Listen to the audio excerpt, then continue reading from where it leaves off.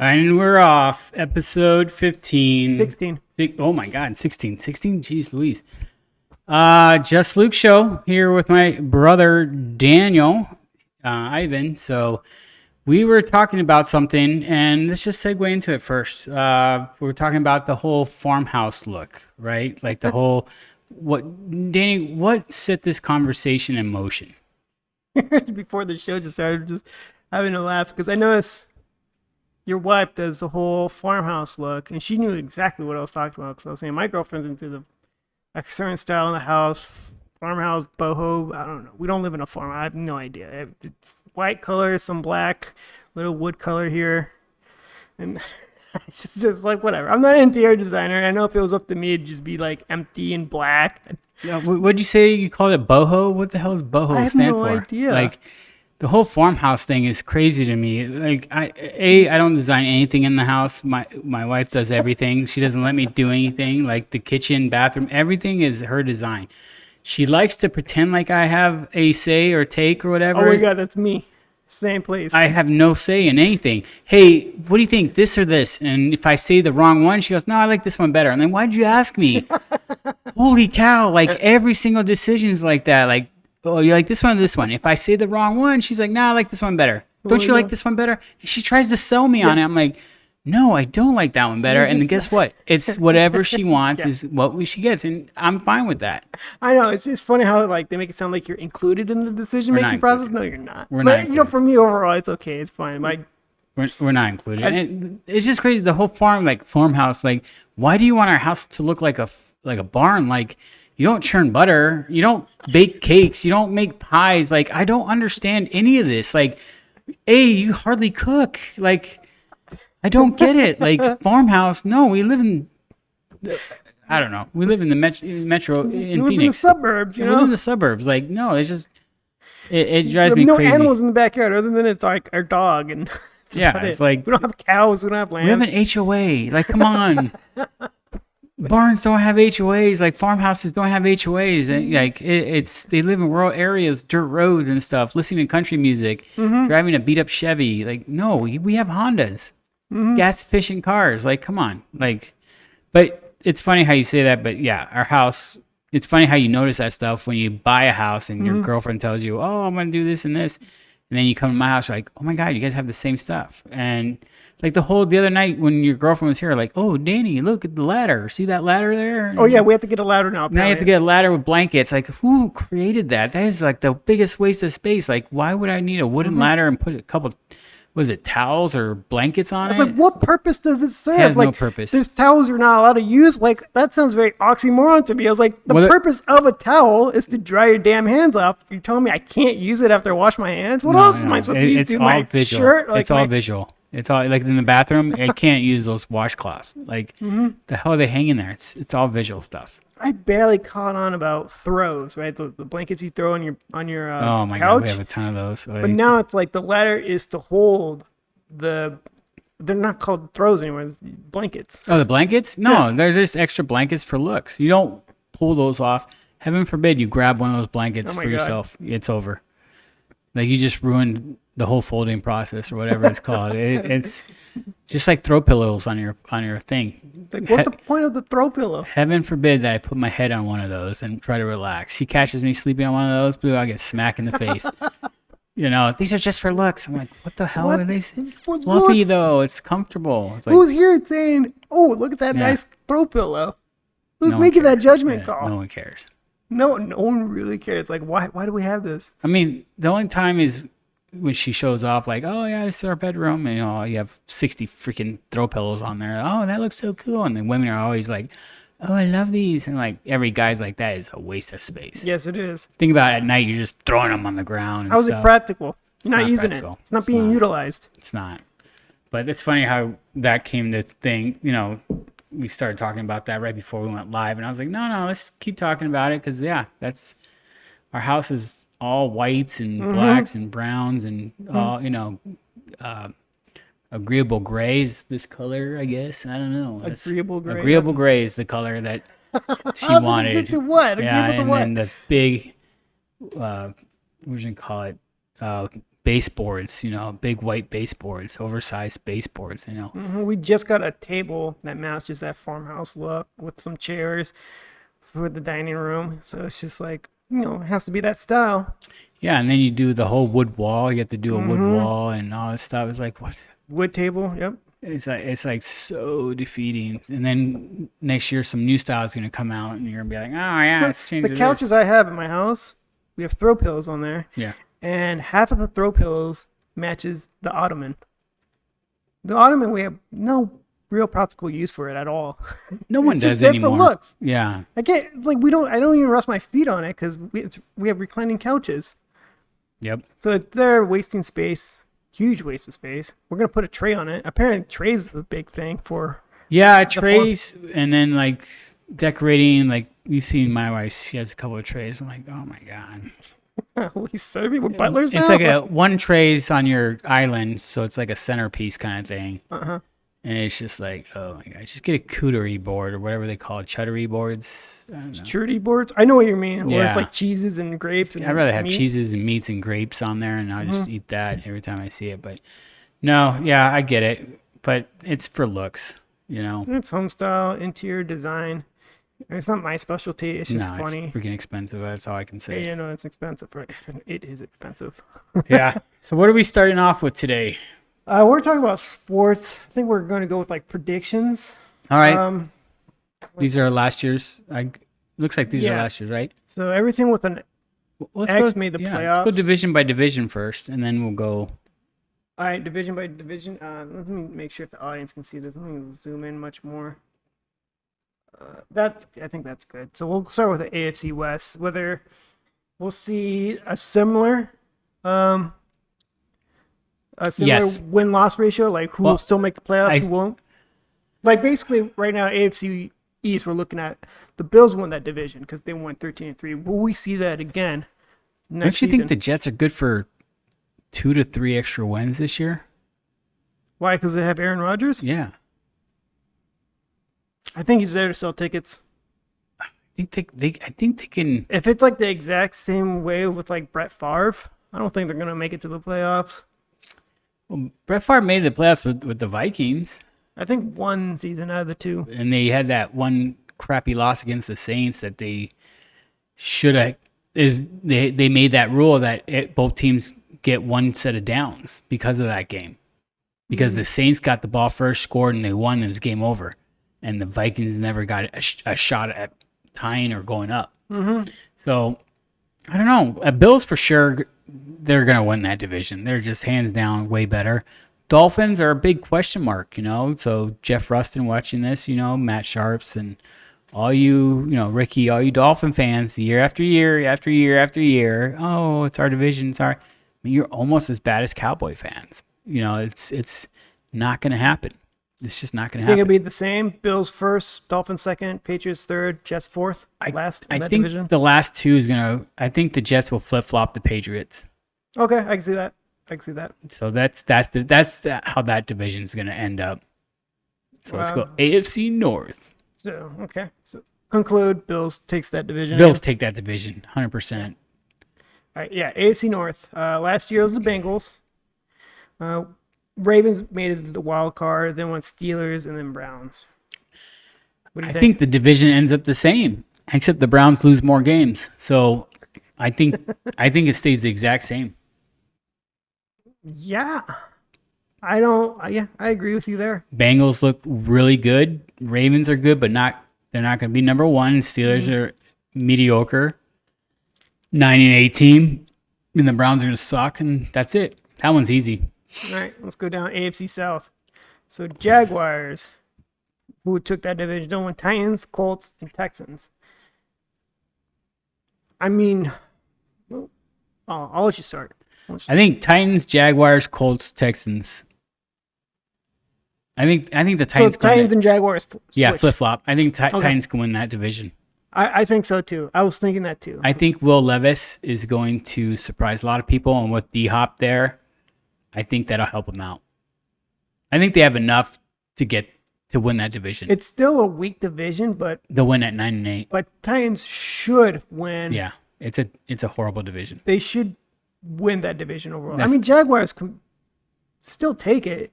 I mean, they're still not a great team, but Good, but between those teams, I could go either way, I really. didn't see them improve though off season. They didn't go after any big names, so I don't see them.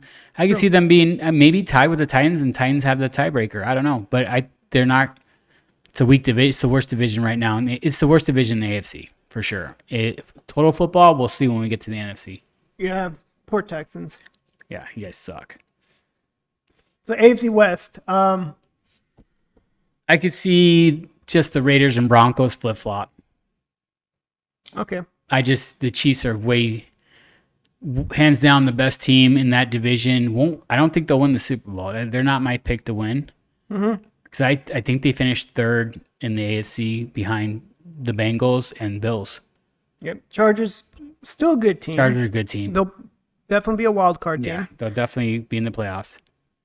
They'll be number 2 in the AFC West, but you say Broncos third, Raiders fourth. And they both are going to have the same record. It's horrible. Still losing record. They're Really bad losing losing record. record. Raiders have Jimmy G at quarterback. It's like, how long till Tom Brady watches the games and says, you know what, because he's part owner of the Raiders, so how long till he says, you know what, I'm coming out of retirement and I want to play.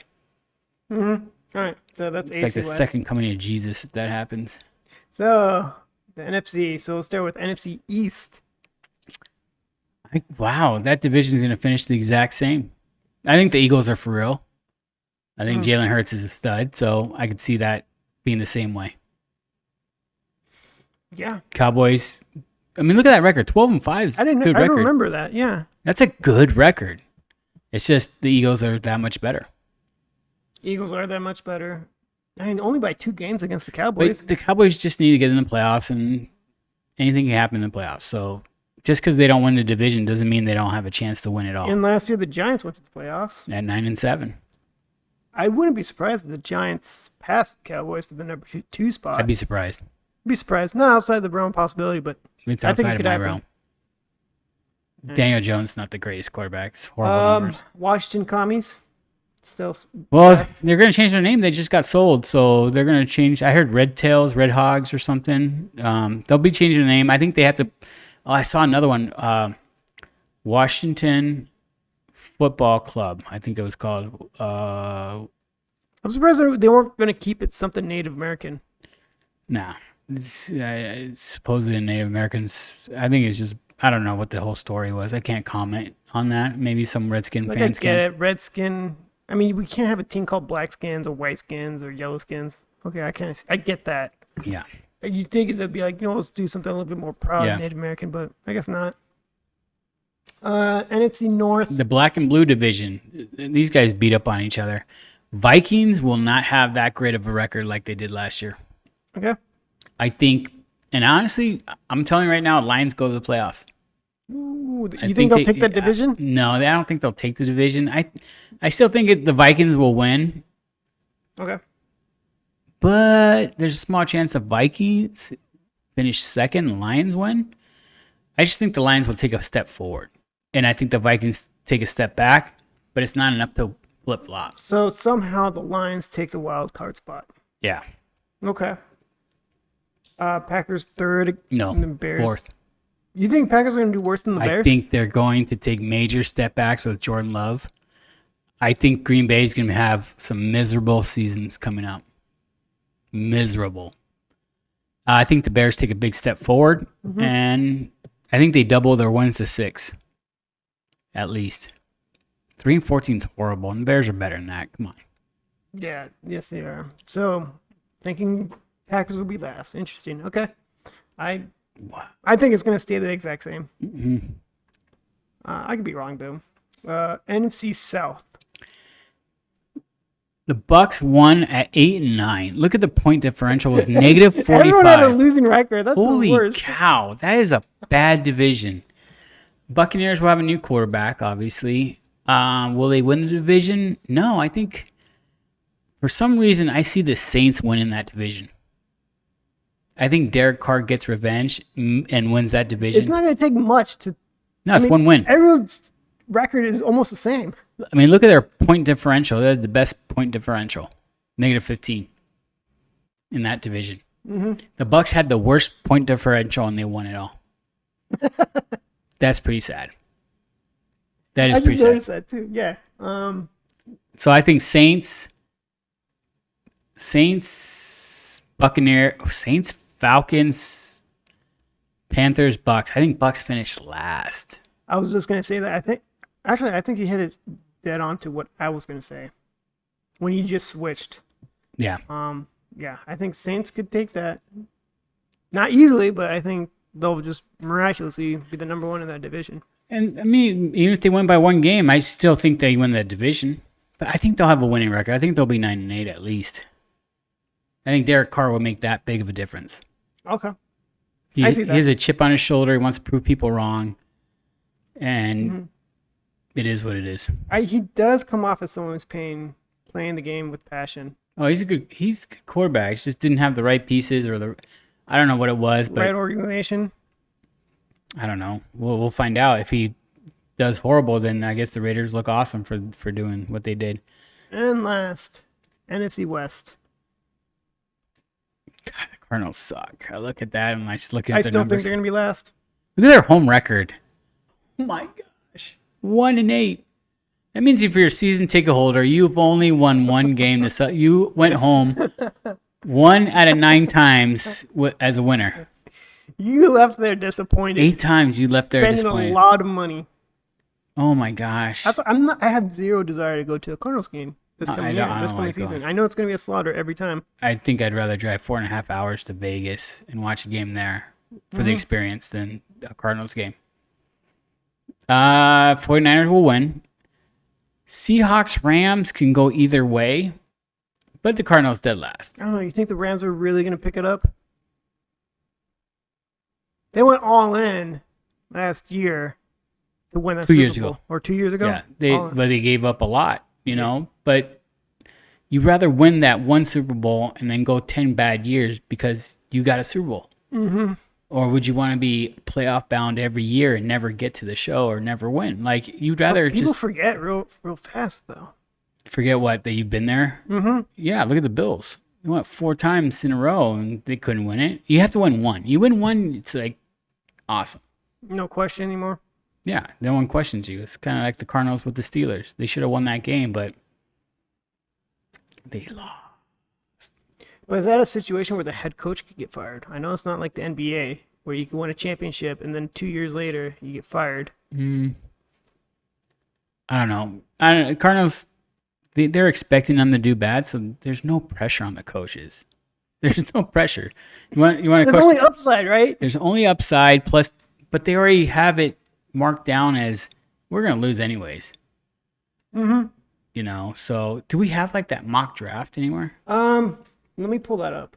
Because that'd be kind of cool. Talk about it while I try to figure it out. If the Cardinals finish bad, which I'm hoping, and I think it's Houston finishes bad, then we're looking at a crazy, crazy scenario for Arizona. And there's another, somehow they're getting another pick somehow from another team.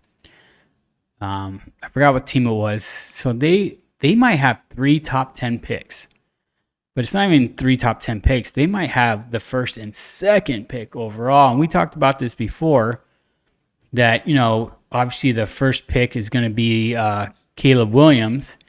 And then I told you, I think it was last week, that Marvin Harrison Jr. would be a ridiculous pick. But I don't know. I don't know if the Cardinals, they'll botch it up. They wouldn't pick because they'll say, oh, but we have Kyler Murray. It's like, no, see you later, Kyler Murray. So I can't get this up. Can't pull it up? No problem. It's not a big deal. Let me Google it real quick. Because if we already talked about how, I think Caleb Williams, the USC quarterback, is going to be the number 1 pick. So if you're Cardinals and he's there, like, why wouldn't you take him? You can trade. I mean, there's a lot of teams that would take Kyler Murray in a heartbeat, though, right? I think he would go to like the Patriots. He would. There's plenty of people. I mean, even the Rams, if you want to trade him in the division, would take him. Oh, if this happens, okay. So let me just try to get this bigger. Yeah, see if you can get that bigger Get all because this junk off. Okay, yeah, this will work. right. I just found it on Let's pull it up. Let's see. So this is what we have. And it is, everyone thinks Caleb's going to be number 1 pick. Plain and simple. Hold on one second. It's not pulling up. Nah, it's not even worry about it. Difficulties over here now. Yeah. Everyone thinks Caleb Williams number 1 pick for from USC. Unless he has a horrible year. And everyone already says that Marvin Harris Jr. is going to be the 2nd pick overall. And he's a stud wide receiver. After that, I think the next quarterback is Derek May of North Carolina. He's pretty good. And then there's that quarterback from Texas, Quinn Ewers. He's pretty good. Oh, you got it up? Yeah, there you go. Look, can you imagine the Cardinals having the 1st and 2nd pick overall? I think the Colts had that like in the 90s where they had the 1st and 2nd pick. Look at that. Caleb Williams, number 1 pick. Marvin Harris, number 2 pick. I would be excited for Arizona if that happened. Like super excited. So should we just root for the worst team? Yes, so we want them. We want them in Houston to lose every game because that sets you up for 10 plus years of these 2 studs, or at least their rookie contracts of 5 years each, right? That looks very good. And, you got Tampa Bay would get that quarterback from North Carolina. Yay, good for you. So you said other teams would pick up Kyler Murray. Are you sure? Yeah, he's with marketable. That contract? He's young. Yeah, I mean, I think he would. Even if Arizona eats some of it or something, I don't know. We'll get there when we get there. I would agree with you. They might have to eat some of it, right? Yeah. Look at that number 9 pick is a wide receiver from Ohio State. That's the same. That's Emeka. So 2 Ohio State wide receivers would go top 10. That would be ridiculous. That'd be pretty cool. But who knows? What were you saying, Kyler? Yeah. Okay, I can see this scenario. Cardinals would have to absorb that. They're absorbing a lot of money right now. Coaches that no longer work there, GMs that don't work there, like all kinds of people that no longer work there, players that don't work there. They're still paying them. Not my problem. I know. The Bidwell, just fix it. I mean, it's you have. I mean, you have a stud. You're not going to sit Caleb Williams. If you draft a quarterback number 1 overall, he's playing right away. He is your future. He's that new car. Like, can you imagine on draft day that happens? How fast they'll drop Kyler Murray? Mm-hmm. People will talk so much crap about Kyler Murray. Well, okay. What do? Do you draft the quarterback first, and you have these 2 quarterbacks, and then look for a trade option? No, you trade Kyler right away. He's not going to want to be here. He knows that. Oh, you drafted a quarterback in the 1st round. That means he's your future. Mm-hmm. I'm not the future. Trade me. Yeah. He's going to want to be traded. Mm-hmm. He's going to be like, screw Arizona, blah, blah. He'll talk trash. And then, Arizona people will talk trash about him. You're worthless and stuff. Yeah, you're right. He was worthless. But again, was it his fault? I'm not 100% that it's his fault. Mm-hmm. Rumors are that it is.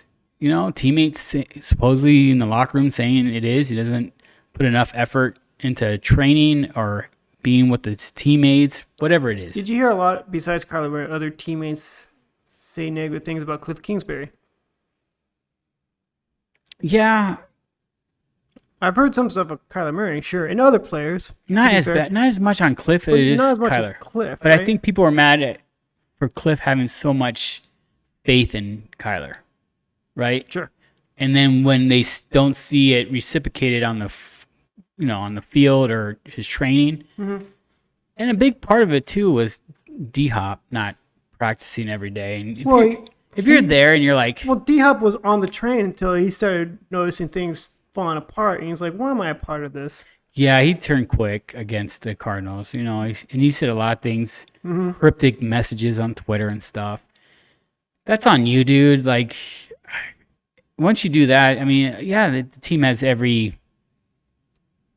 have everything in their power. They're not wrong for being like, screw this guy, let's get rid of him, right? Mm-hmm. Like, why do we want this cancer on our team? And again, this is just stuff that we hear and read. We don't know if that really happened. Should we call it right now? This is Kyler Murray's last year with the Cardinals? I'm going to say yes. If this scenario plays out, yes. Okay, just this scenario alone. If the Cardinals So end up the winning, scenario is the Cardinals have to be last. the Cardinals have to be the only way Kyler, and not the only way, but I think the only way Kyler leaves or is gone is if Arizona has the number 1 pick. Mm-hmm. If they are in a position to draft Caleb, it's over. Mm-hmm. It is, and I'm on board with it too. Caleb's a So beast. do you think their new head coach, whose name I already forgot? Kyler who? No, their new head coach. No, that's what I'm saying. The coach is going to be like Kyler who?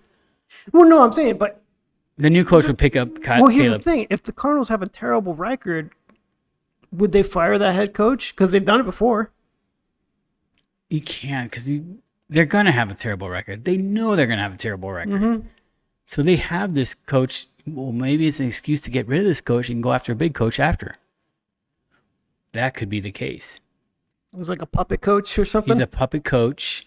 They sign him for whatever contract he is, and it's fully guaranteed. So maybe it's just hey, yeah, you're going to be our coach. But then they have the first and second pick. Think of how attractive that is to coaches.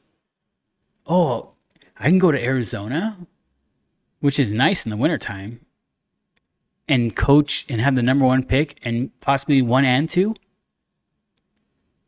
I could be there for 5 years with these 2 guys. Sign me up. Get a big name head coach. You can probably get a big name head coach. Maybe you can go get the Michigan coach, what's his face, Harbaugh. Mm-hmm. Maybe Harbaugh says, I would love to come to Arizona. I get Caleb Williams and this dude. I think it becomes such a very marketable situation for any coach to look at, take a deep look in the mirror and say, Arizona would be a great place to plant some roots.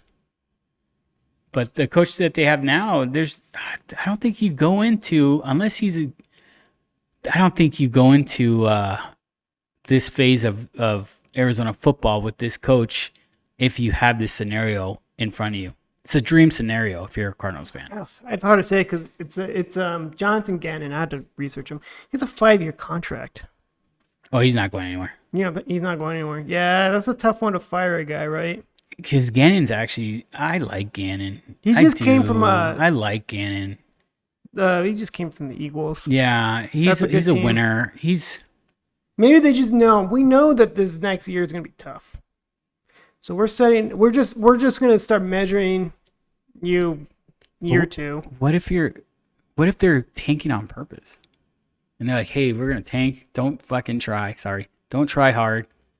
We want high picks." And who's to say, what if there's a scenario where Kyler comes back from his injury and looks good? I mean, that's a bad scenario. If he comes back I've heard rumors that he's trying to come back and be there for game 1. And that screws up this whole scenario of winning. I know. But maybe Gannon and Kyler are like, dude, I'm not here to risk my job. I really want to stay here, and I really want us to look good right now. But you risk picks, of course, right? Then that's a whole different.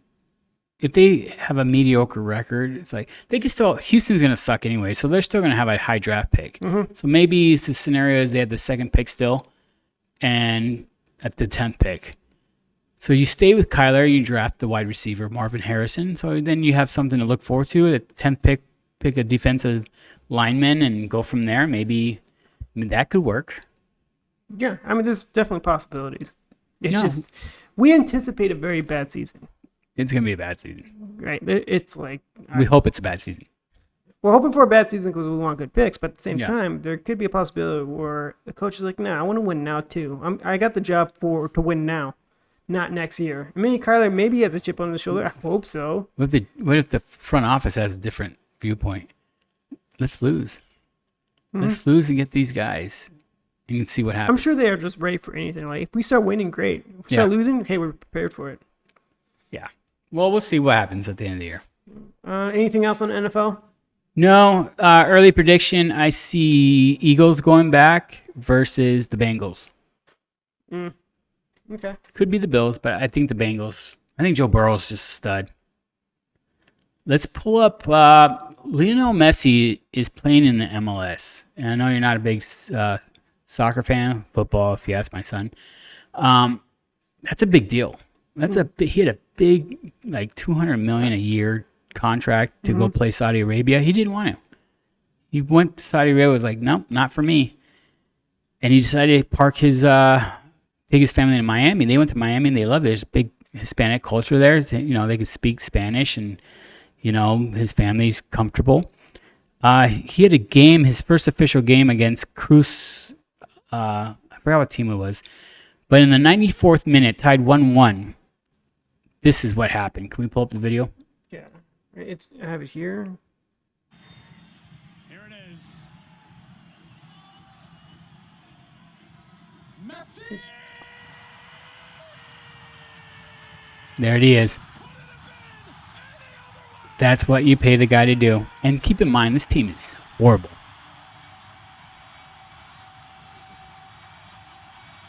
That looks fun. Dude, Miami's a fun place to watch. Those fans are going crazy. It's Messi town now. Oh, he's probably the king of Miami now, huh? Yeah. He is Mr. Miami. Oh, LeBron James was there. Kim Kardashian was there, the original Kardashian.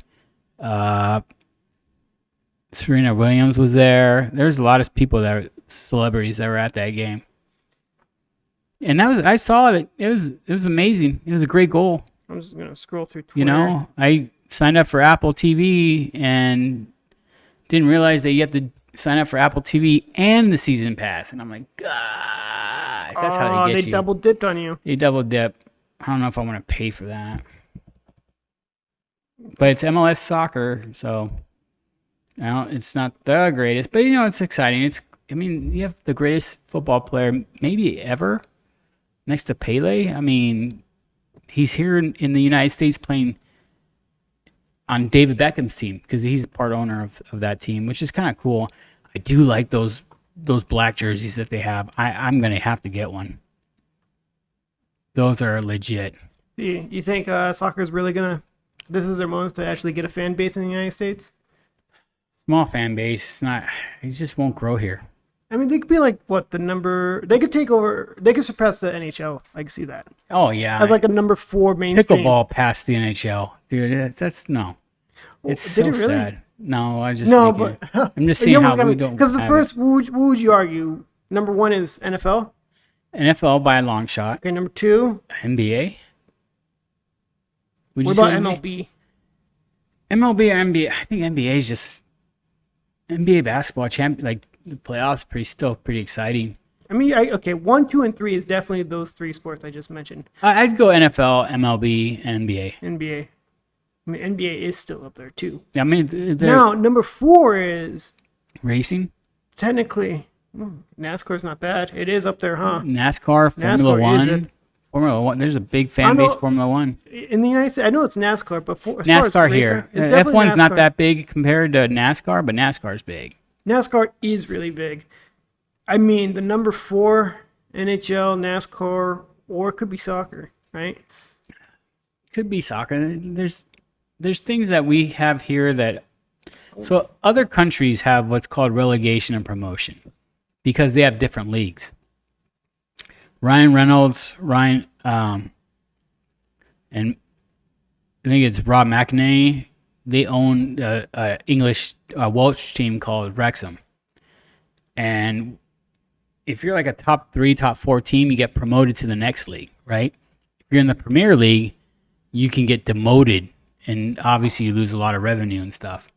I mean, this website, since they're using commas as a decimal, it's not American. I'm not sure how. I mean, I just pulled up the first website that says this. I would agree with this. I forgot about boxing. So it says the most popular sport in the U.S. football. Right? I'm surprised they didn't say American football. Football. Number 2 is basketball. Not 4 is baseball. Okay. They're right there, 50%. Yeah. That's why I was hesitant. I was like, dang, I don't know between these two. I mean, so close. Mm-hmm. Hockey, boxing's barely over hockey. Okay, you see 5 and 6 right there. Right? So hockey's number 5, number 6 is soccer, but not much. Soccer's going to take over. Not by much. Golf, okay, yeah, I see that. MMA up there, yeah, tennis. Yeah, motorsports, but that's probably NASCAR in there. Motorsports, yeah. Wow, NASCAR's that low. Well, I thought motorsports would be higher. But that's fine. Yeah. Mm-hmm. So okay, I guess I agree with this list too. No, but yeah, like what we were saying, I think so the number I mean boxing's not too far from hockey. It's 23% for boxing, 22% Soccer for could be fourth. hockey. Soccer can be fourth. Yeah, there's a strong case of Messi soccer. is that big of a deal, and he's bringing his buddies here too. He has a former buddies. They're all signing up. Miami's gonna be good. Watch this. Hmm.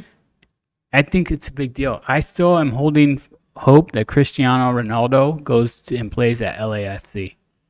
Um, MMA, so like your UFC and other ones. I love you. I love UFC. My only issue with them right now is becoming a little dramatic, like WWE style.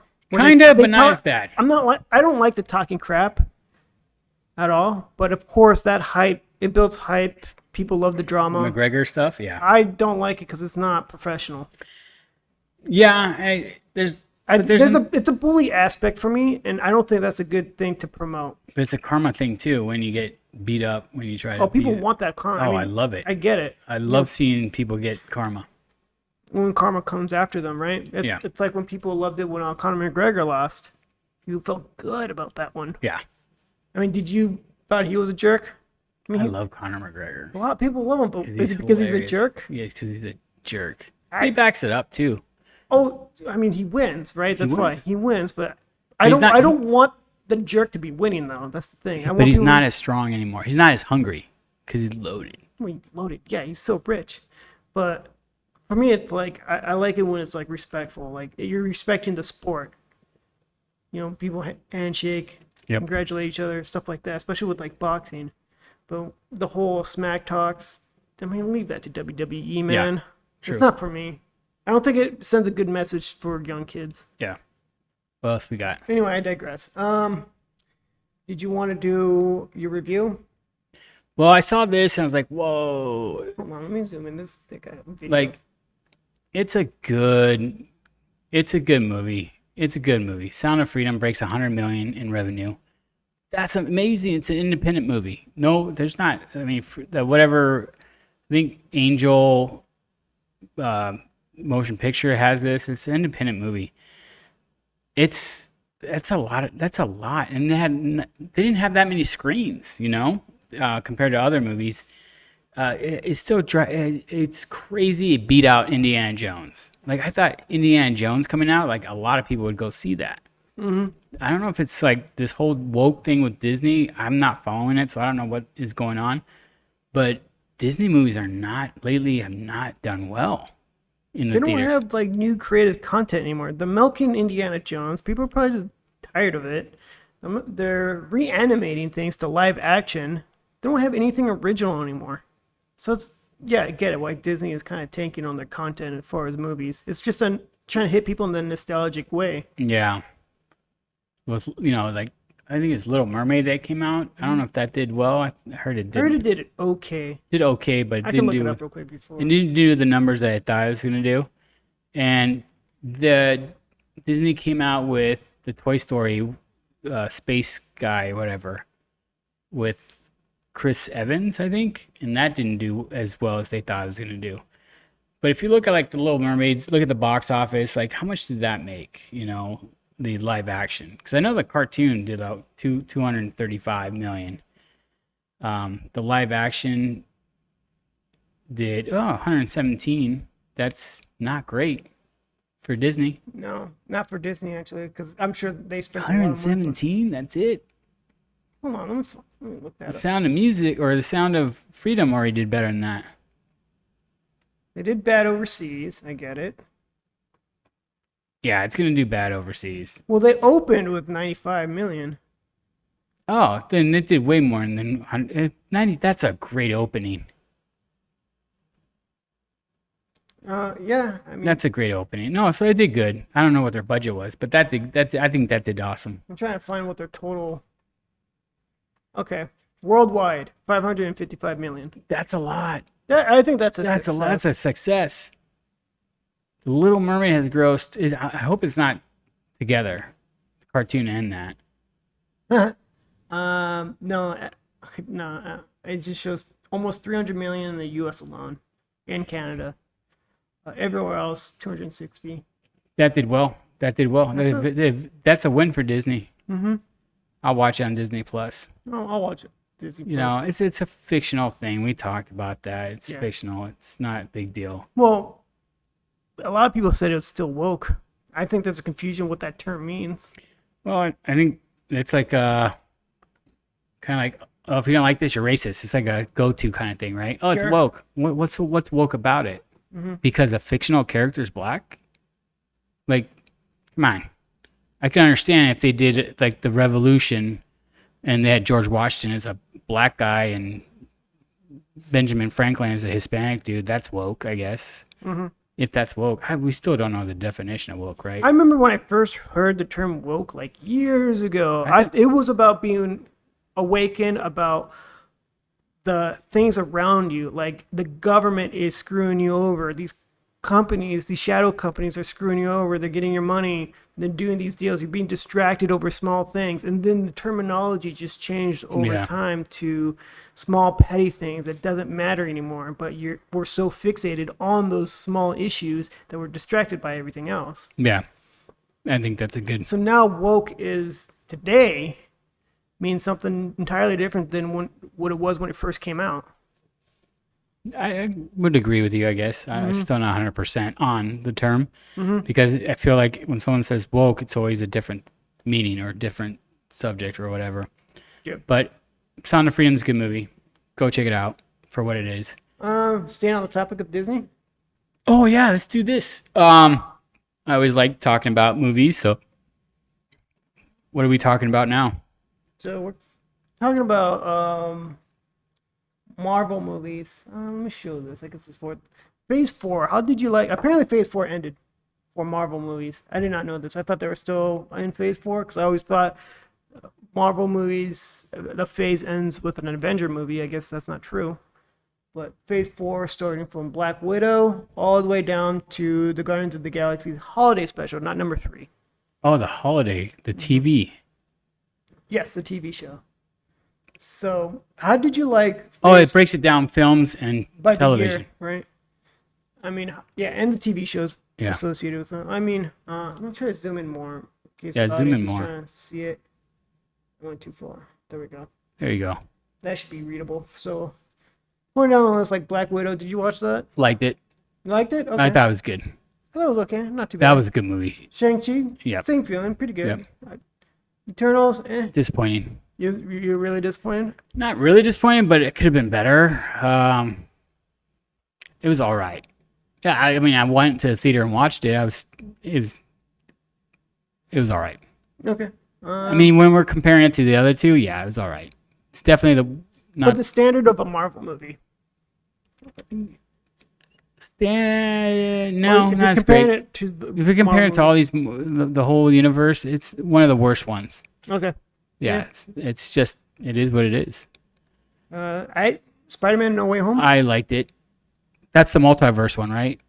Yes. I have not seen it because I can't watch it for free on any streaming service. Yeah, it's not on any streaming services right now. Sony's associated with it, so It's that's good. the thing. I liked it. I guess I have to actually rent it. Whatever, it's $3.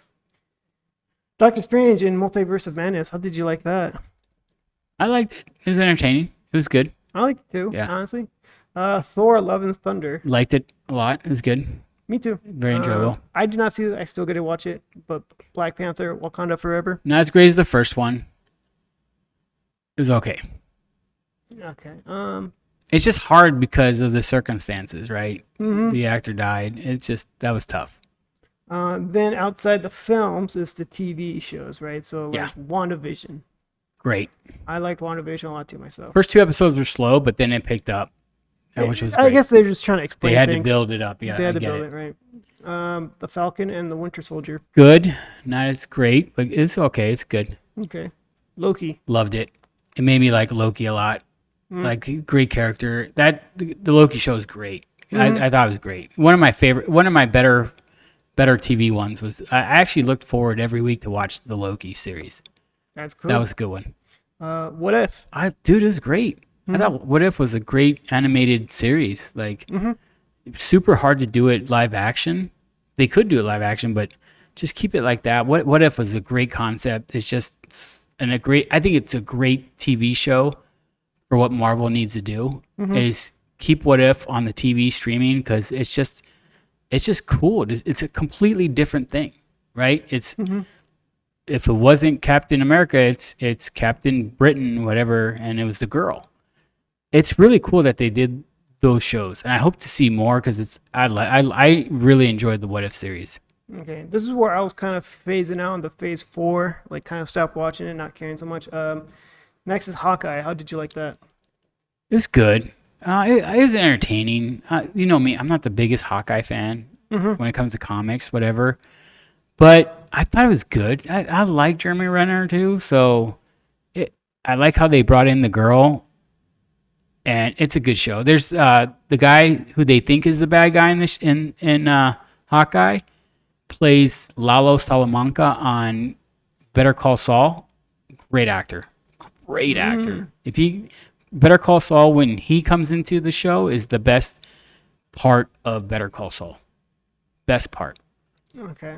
I'm not saying I didn't watch Hawkeye just because like I didn't like Hawkeye. I still haven't seen episode 1, so I'm not in a place to judge it. Not bad. Not bad. What about Moon Knight? Different. I wasn't the biggest fan of Moon Knight. I just wasn't. It was. It was. I don't want to say it was hard to watch. It was just not my. It finally built up. It was all right. It wasn't bad, but it just was all right. What about Miss Marvel? Again, this one is all right. It's not bad, it's not great, but it's very light, right? Like kids can watch this and be like, "Oh, cool." So it's very G-rated. It feels to me like very G, right? It's very kid-friendly, family-friendly kind of show. Again, it wasn't bad by far. It was decent. But then when I say decent, it was I mean it's good. It's just not great because when you have to go against WandaVision and Loki, that's hard, dude. It's hard. Yeah. So, I Am Groot. We both just found out about the show. I didn't know about it. You didn't know about it. We had to research it earlier. Like, interesting. It looked very G-rated as well. It looked very kiddish, so I might not watch it. She-Hulk. I actually enjoyed it. Just because I grew up I loved the Hulk growing up. I thought he was a great character. So to have her finally on there, I thought the actress was great. I thought she was good. And it was very light-hearted, right? Like it was very, like, it broke the third wall. Remember that she would talk to the audience and stuff, which I kind of like movies like that. So I thought that was cool. I enjoyed She-Hulk. I know a lot of people didn't like it, whatever. I enjoyed it.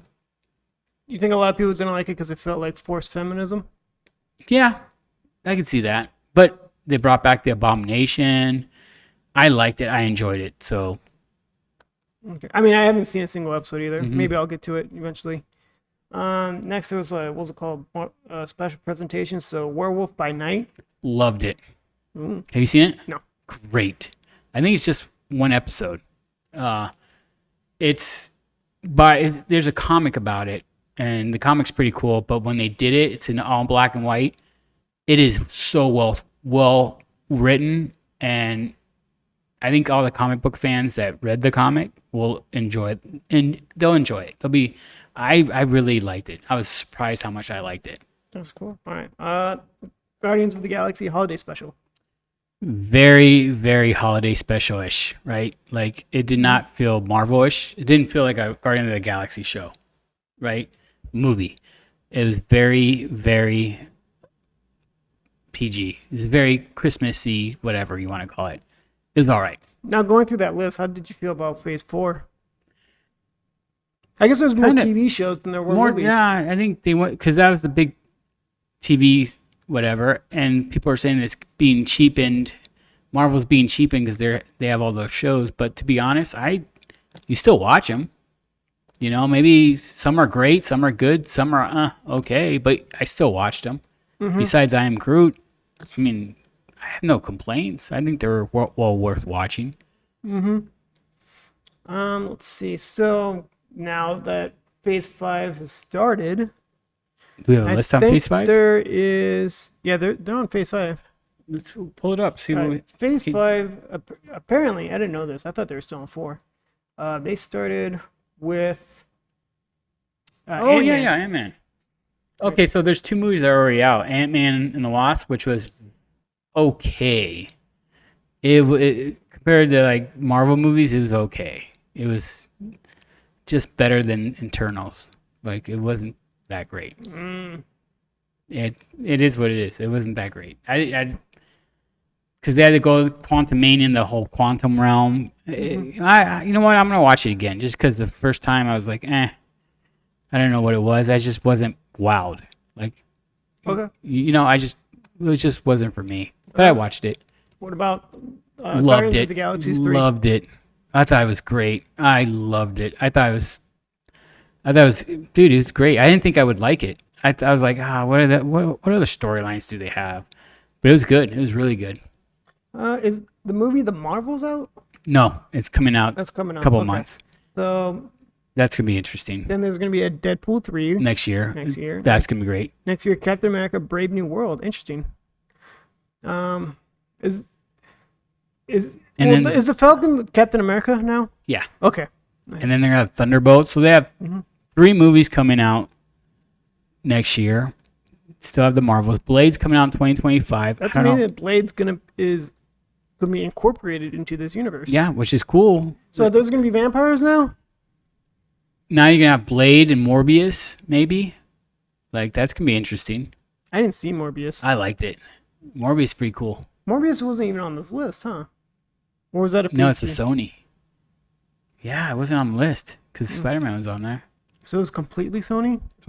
Yeah, it was just like Venom is, right? Okay, yeah.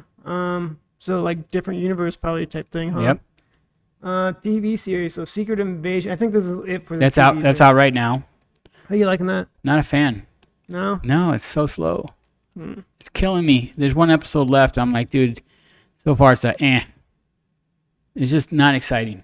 Sorry. All right, and I guess the rest is something to look forward to, like Loki. Oh, Loki's gonna be legit. I can't wait for that. And then they're gonna have a show Echo. I don't know what that is. It's a character that was in. I think it was She-Hulk. Which one was? Echo was in She-Hulk, I think. Okay, maybe that's fine. I'm not caught up. Maybe or Hawkeye or something. I don't know, but I don't know. Then we also got Ironheart. Good luck. who's Ironheart? Ironheart was on Wakanda. Okay. Next one is Agatha. Agatha.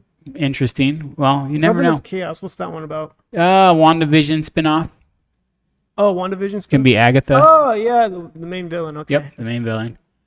Oh, Daredevil. The I can't last wait to see Daredevil. God, I'm think hoping they bring in the Punisher. Are they bringing in the same actor? Yes. That's what I heard. Okay. Yes. So that's going to be good.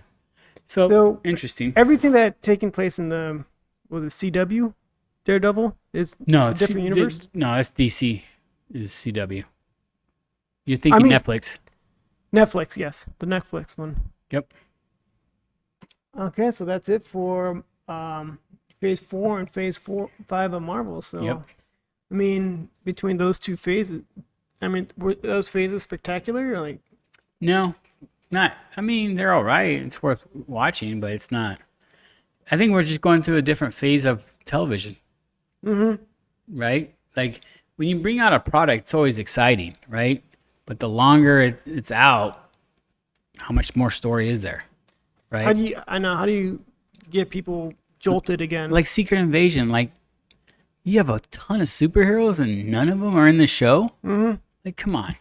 Oh, I'm gonna fight this war alone. Shut up, furry. Like, go call Captain America or yeah, get some call people someone on who your can handle side. this right now. Yeah, you know there's a problem. Go get people you can trust. Like that's what I think pisses me off about that show is a planet full of superheroes.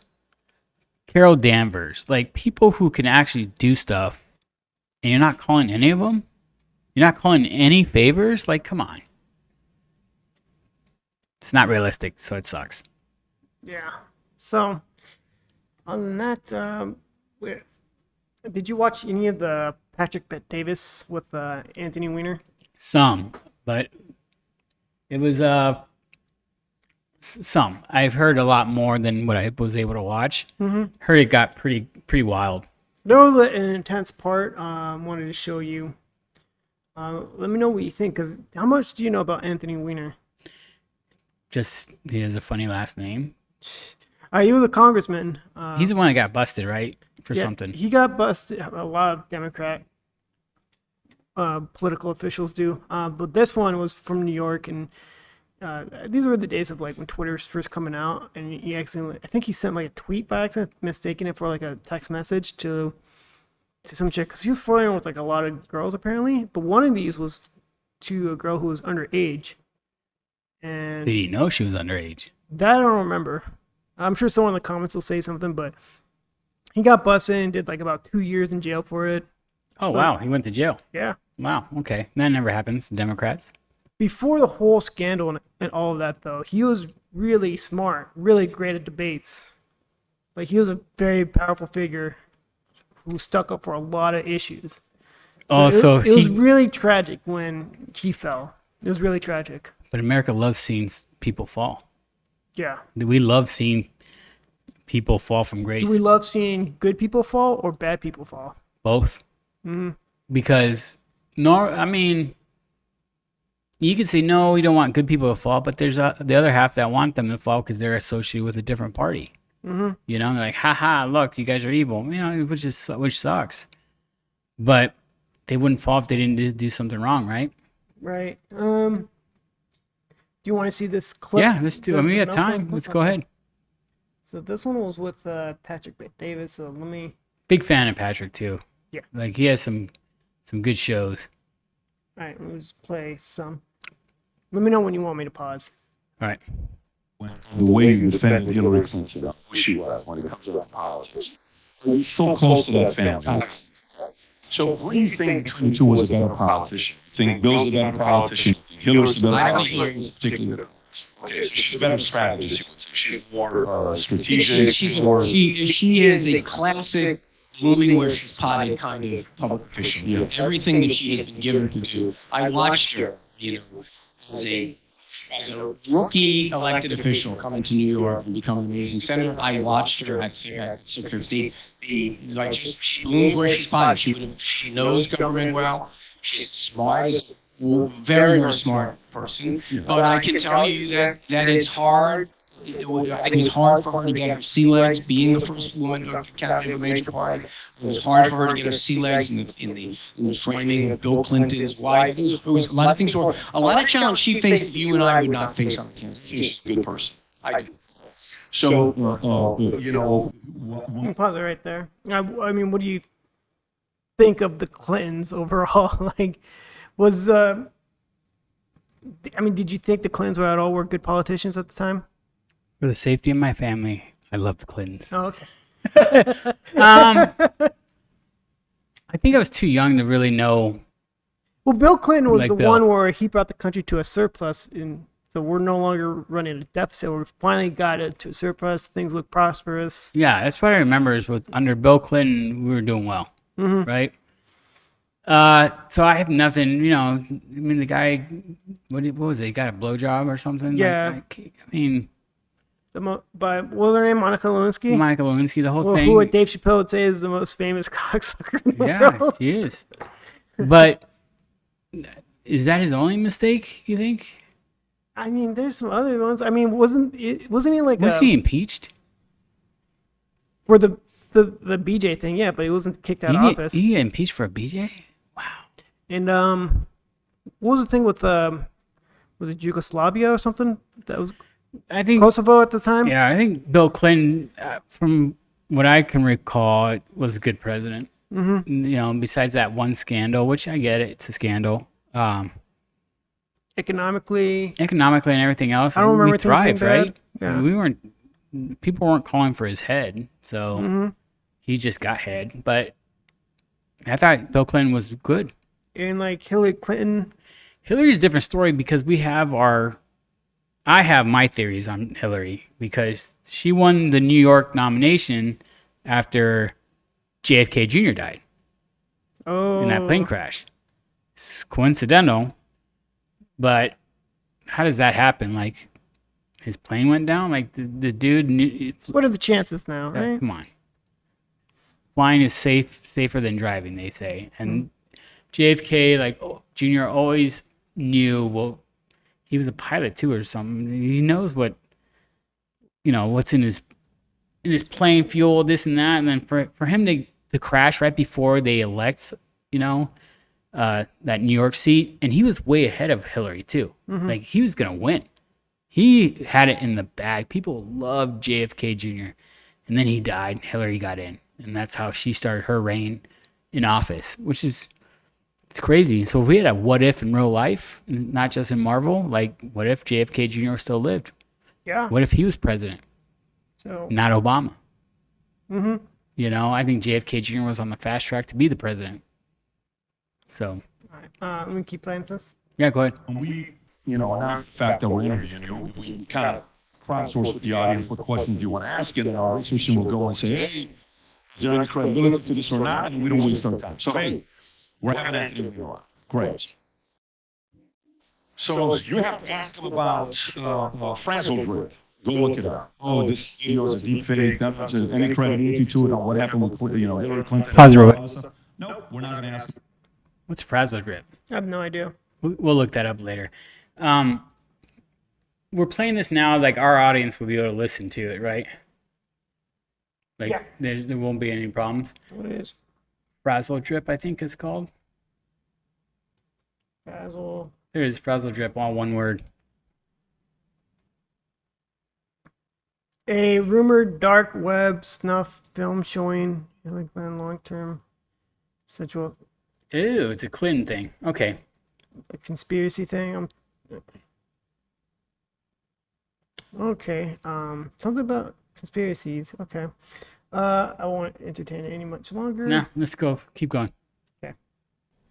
About that because I didn't get to see a real source. A lot of it was stuff that, conspiracy, all the stuff that's being said, we're not doing. Yeah, you need to ask them about Pizzagate, because that's exactly what's going on with kids. Yeah, no, we're not going there. That's not something. I've heard of that. Yeah, you need to ask them about this. You need to ask them about this. I said, okay.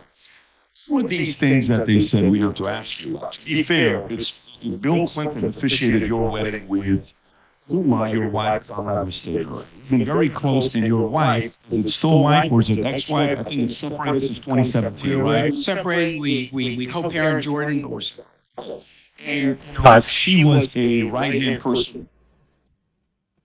Because you got busted, they're not married anymore. Let's be honest. Right? Like, Well, they're still married. They're separated, right? they're separated. Like, yeah, We don't live in the same house. Type of they're situation. still in the same house. She's probably just sick of him because he was doing that. She's probably embarrassed, right? Oh, of course. Why wouldn't you divorce? Because if you're separated, you're not getting that money, right? You're not legally bound to get money. I mean, it's between them. Maybe there's something going on. Like Maybe he's still giving her- holding on hope. He's Even probably holding on hope. holding it together. I don't Yeah. know. All right, go ahead. To Hillary Clinton in 2016 while the scandal was taking place. years before that, she was with Hillary for 20 years. And the whole thing with the life insurance, the email, 650,000, the one folder with the word life insurance and the files that are in there. So the next thing that people said, you got to ask him is the file. So, Rob, if you can pull up the story, like I'm not going to buy into this. Well, 9 out of 12 cops, NYPD, who saw the email and saw it was in that laptop, committed suicide. And it was, 7 of them since January. It was the most ever that this took place, and these are the men that committed suicide. So then we went and looked it up. We're like, no, they did commit suicide, but it wasn't linked directly to seeing the laptop or the intel there. No problem. So again, no credibility there, so there's no reason to ask you a question about the 9 out of 12 cops. Why did you bring it up? You shouldn't even be listing them and give it out. No, my job is to listen because I like to No, read. listen. You shouldn't be listing these things. Well, These things it is what it is. destructive. People have actually These are lied and conspiracy listened. theories. These are conspiracy theories that All that it books about them, though. Right. The one thing that Let me pause it. I mean, do you think it's worth, like you said, is it even worth giving an auction? He's like building it up, right? This is, I guess you can see he's starting to boil up here, Anthony Weiner. So maybe it's just to build up, get it going. Why would you list if You're not going to talk about it. Why Why you you- entertain it? Right? well, why would you say it out loud? And say it out loud, right? It's just gonna piss him off, right? Like And it looks like it's working because you can see he's boiling up. you're right. Like, oh, if there's no credibility, we're not gonna ask you about it. But this is what it is. And by no means am I trying to defend Anthony Weiner. In the end result, not a good person overall for how he went down. I'm just understanding the contents of this. Of like, I think he's to poke the bear. he's trying to poking the bear, He's see poking how the he bear. reacts. Yeah. I mean, after all, let's see if it's worth finding out, right? Yep. I'm gonna keep playing it. That we did look up that wasn't a conspiracy theory, it was the final one. And this is the one that's kind of weird. And the first thing I ask myself is, how the hell is our guy here, Anthony Weiner, still alive? What do you know? When you go through the list of people that are close to Hillary Clinton and Clinton's, and that this is not a conspiracy. You got the name of James McDougal, okay, Clinton's convicted wife, water partner, died of an apparent heart attack. Mary Mahoney, a former White House intern, was murdered July 1987 at a Starbucks coffee shop. I heard about that one. Died in a plane crash. Vince Foster was the next one. The James McDougal was a key witness in a Ken Starr investigation. Plane crash. Why is he on the list? Ron Brown is another one. But there was a close person, Victor Racer. You got Paul Tooley, Evan Wu. Wait a minute. You're reading a list of people that Bill and Hillary Clinton knew. They're sending. Wait a minute. I'm asking you this question. And an answer at the end. So you got Gerald Parks, Jane Ross, James Wilson, Kathy Ferguson, Bill Shelton, Andy Bowell, Florence Martin, Susan Coleman, Paula Gruber, Danny Casolero, Paul Walker, John Parker, Barbara Weiss. We should verify this yourself because you're running the radio, so you should look it up. I don't know any of these names. Barry Beal, Barry Seal, John. Can you read Patrick Bet Davis said you should look it up yourself. Is it? I mean, you got him trapped here in a cornered. What probably wasn't prepared for it. Oh, of course he's not prepared. He's saying look it up, and he's like, but you got to answer now. I know. I have a little pet peeve when people say look it up or do your own research. I want to know your research. Yeah. See what you're looking at. But I digress. But you're right. You can't debate it. We can't have a conversation because you're telling me to look it up, and I don't have time to look I'm it not up. in a position to look it up. Exactly. Right? Okay. URL you're reading? Can you read the URL? We'll send you the most Let your listeners know what you're reading. We'll put the link below. We'll put the link. Tell me so I know where to find. Kevin Ivey, Dan Wow. Henry, Keith Cohen. These were part of the Ivy Henry case. They have to 113 times. You can look it up. Ivy Henry case. So Gregory Collins, Jeff Rose, James 89? Wow. You got the close bodyguards, Major William Whiteley, Captain Scott Reynolds, Brian Henley, Tim Sable. What are you don't even know what you're reading a list of. How is this Robert Kelly, Colonel, Gary Rose, Steve Rose, Robert Williams, Conway LeFleur, Todd McKean. I'm done. 46 names. Of what? Can you read me the list? Can you read me the URL so I know what you're going to list of before I answer your question? When I finish this, fillinthestorm.com. You can look it up. Fillinthestorm.com. Look it It's your up. big moment, guy. Yeah, so you can go. Ads about chemtrails at the end. I never even asked the question. He's just reading the article. He's reading a list of names. Well, hold on real quick. I mean, whatever that website is, does that sound credible to you at all? No. Right? No. I mean, if it came from like, I don't know, New York Times or something, it'd make for a stronger case. I don't want to. Unless it's like an independent website that we don't know about, right? Mm-hmm. Well, again, I don't think New York Post or New York Times would post something like They that, wouldn't right? post something like They this. probably wouldn't. They probably wouldn't want to risk it because I'm more on the side that's like maybe there's too much of a coincidence that too many people have died who had The whole some Clinton thing kind is of a like connection is with super Clintons. coincidental. A little Like key too- witnesses the day before or right before a court case end up dead. Like Yeah. I was like, holy cow! There's too many coincidences in the so-called Clinton kill list. Right. Could it Even be? if you cut that list in half, that's beyond a coincidence. It is, I know, but So it's a little else? about the Clinton thing. go a little bit longer on this. The fact that you're getting nervous is an answer. It's not nervous. It's something That's true. you think when you repeat things. It's ridiculous. It obviously does. You start the question by reading a list of well-founded conspiracy. I know they think make me think people got killed. If someone went into a pizza parlor in Washington because they believe this shit, and you're making an echo chamber. Reaction is an answer. Wow. So let me That's the truth. No. Your reaction to read and listen. Yeah, my reaction is my reaction. Can you tell me what that led, in your view? You haven't allowed me to finish. If you allow me to finish, Because you're reading 46 reactions of the internet of some fucking insane website. I love your answer. And these people who you don't even know who they are, you're reading them on a list of something, making some kind of incriminating, as if it's somehow suspicious. You know who these human beings are, the families who are like out there, and now you're Spend the spending next 2 hours with you one by one, explaining Fine. Fine. How about you pick one? Pick one and tell me who he was and what his story was. No, not you. You were asking me the question. Pick one name and then tell me. Not Vince Foster. That suicide has been investigated 50 times. You have to solve one of the obscure names you pull. Why don't you go Ron Brown? His name is Ron Brown. Ron Brown, Home Secretary, who a plane crashed while he was on a humanitarian mission crashing beside the mountain. So what do you know about Ron Brown? How do you crash on the side of a mountain? Let me ask. We were just talking about plane crashes, right? Yeah. So with the JFK Jr. I mean, plane crash humanitarian mission. Like maybe the plane crash was set up, or we're just saying a conspiracy. Maybe it did fail and crash. But plane crashes is like, especially when there's well-known people in there. I think it's hard, even in today's world. Like, if you're a pilot, you're checking everything because you don't want to die. No one wants to die, right? But Like, you're making sure the plane's going to be functional, it's going to move.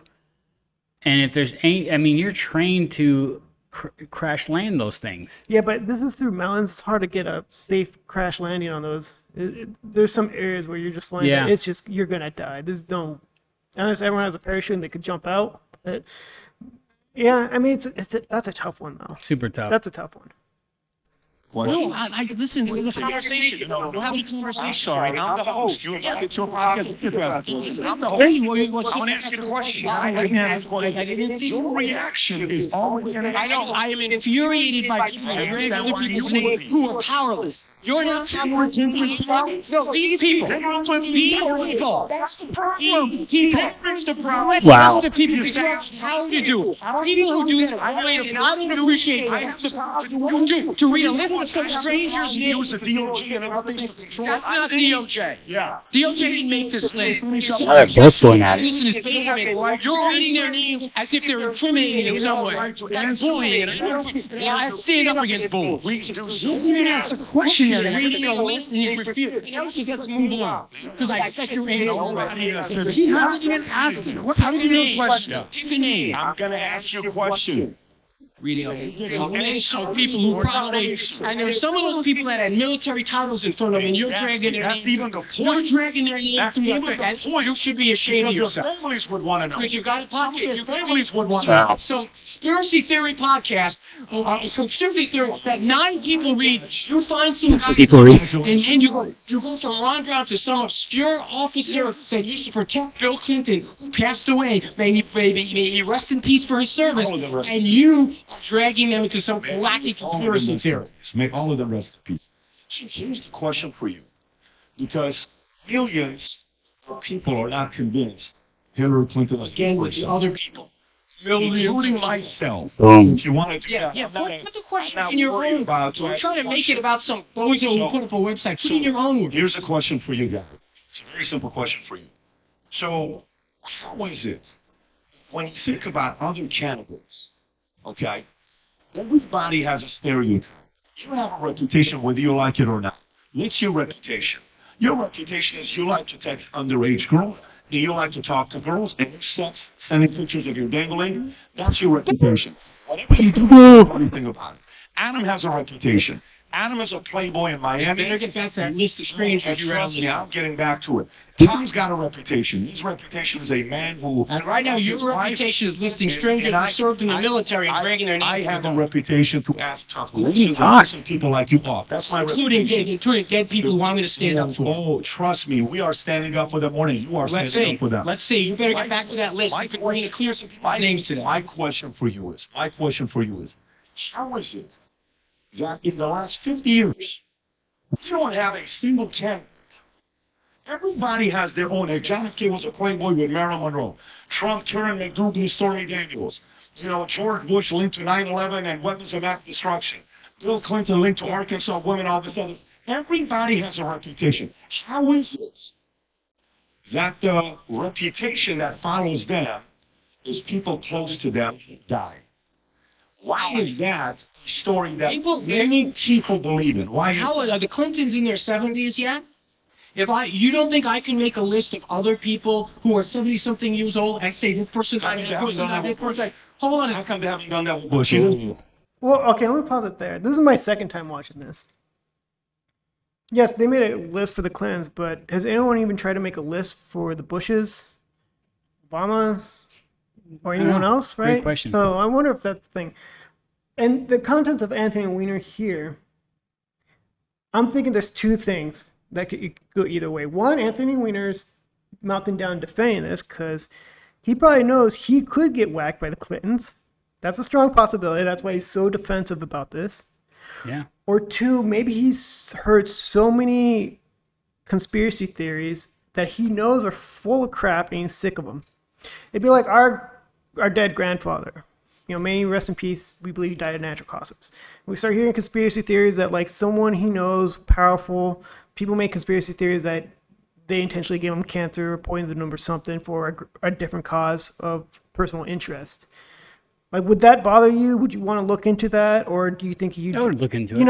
It's something like that. But like, what if if it wasn't true, but people keep spamming it? Yeah, I guess you. And because of your reaction makes people want to believe it more. But like, no, it's not true. Oh, why would it be not true? So it's one of those two things I'm splitting off here. It's like either he's scared for his life, because I'm a little bit more leaning towards that. Yeah, I would too. Or maybe it's just like he knows this is all BS, but he's probably fed up with it. Maybe something nice to begin with the Clintons, and him not defending him would be a reason for them to add him to the list. Yeah, imagine if he came out and like agreed to the list. He'd probably be dead, right? Yeah, I'm going to keep playing it. Anything else on that? No, keep going. I have no freaking idea why I have. Hold on a second. So are you saying? So you agree with what I'm saying? haven't done that with Reagan? So How come they haven't done that with Kerry? what point are you making about? They tried. How That is was my it so point. many people close to them die? How is it so many people close to them? Everybody dies. How is Are it you so many- suggesting? Okay. I'm asking the question. You're asking a bizarre question. Give people no. What pisses me off, and I'm going to say this again because you apparently you're not listening. Here, pause it real You quick. read a list of people often obscure. Here's the difference, though. That kill list, there's a lot of suspicious deaths on that list. Like murdered. Yes. Not like died of natural causes type thing. Like straight Even murdered, the ones that died accidents, of like natural car causes. accidents, plane accidents. Like it's just a little suspect. Even the ones that were like heart attacks and stuff, like you chose to die of a heart attack right before you were going to go. The timing of it. The timing, Yes. right before you were supposed to talk to Congress, or there was an investigation. You were a key witness, and you died. Mm-hmm. No. Those were So Those that's are that's too the stuff. sus- That's too what I'm suspicious. more leaning like. Maybe Yes. Anthony Weiner's just trying not to get himself killed. He says Correct. it wrong. He's probably being Correct. very careful. Correct. Go ahead. Your website that is a conspiracy theory, taking a Venn diagram of everyone that ever worked in the orbit of someone who served in public life for 50 years. And you listed them, including people in the military, including strangers you could not pull out of. And you are implying that there's something that let me finish my thought. Let me finish my thought. Let me finish my thought. Here for you. You're implying both with the question and with the website. The website says it explicitly. You're implying it. Let me finish. Go ahead. You're implying that something. You are implying. He's not letting him finish. Go for it. You are implying that something nefarious is afoot both with the question Yeah. and with the list. Hillary Clinton, she's a big girl. I'm a big boy. You're a big boy. People that you just listed. They're all Listen to me. No. These are obscure people that you could not pull out of. great politician, buddy. Wait a hold on, you know what you are the classic bully. You list someone's name, and are you going to go back and clarify? Are you going to clarify? Are you going to clarify? Wow. He is. Look at the other two guys just sitting there. Back on me? Yeah. He's going to somehow keep person's names? Anybody at this table that's a bigger bully? I tell you. Oh yeah? You just listed some stranger with PFC with Way PFC. of pinning. Look at you guys. You're reading something. You're reading a conspiracy website. It's for you. Some people It's like getting out of control. People say, look at You're fucking doing website. to you. Go to Wikipedia. Is Wikipedia a conspiracy website? You want to? Yeah, no. You want to take a run at me? Wikipedia. Bring it all day, pal. Bring it all day. Clean body count. Conspiracy theory. Yeah. Right at the top. What can I do? Mike, I can drop conspiracy right at the top. What's the point with it? The point is, conspiracy theories are by their very definition How come unsubstantiated. people don't have this conspiracy theory? How come Reagan doesn't have this conspiracy theory? Wait a minute, I was Bush was a newsflash on the TV podcast, junkie. Hold on one second. My critique with Patrick Bet Davis here is that he should have just like stayed low, kept his composure better instead of rising up to his level.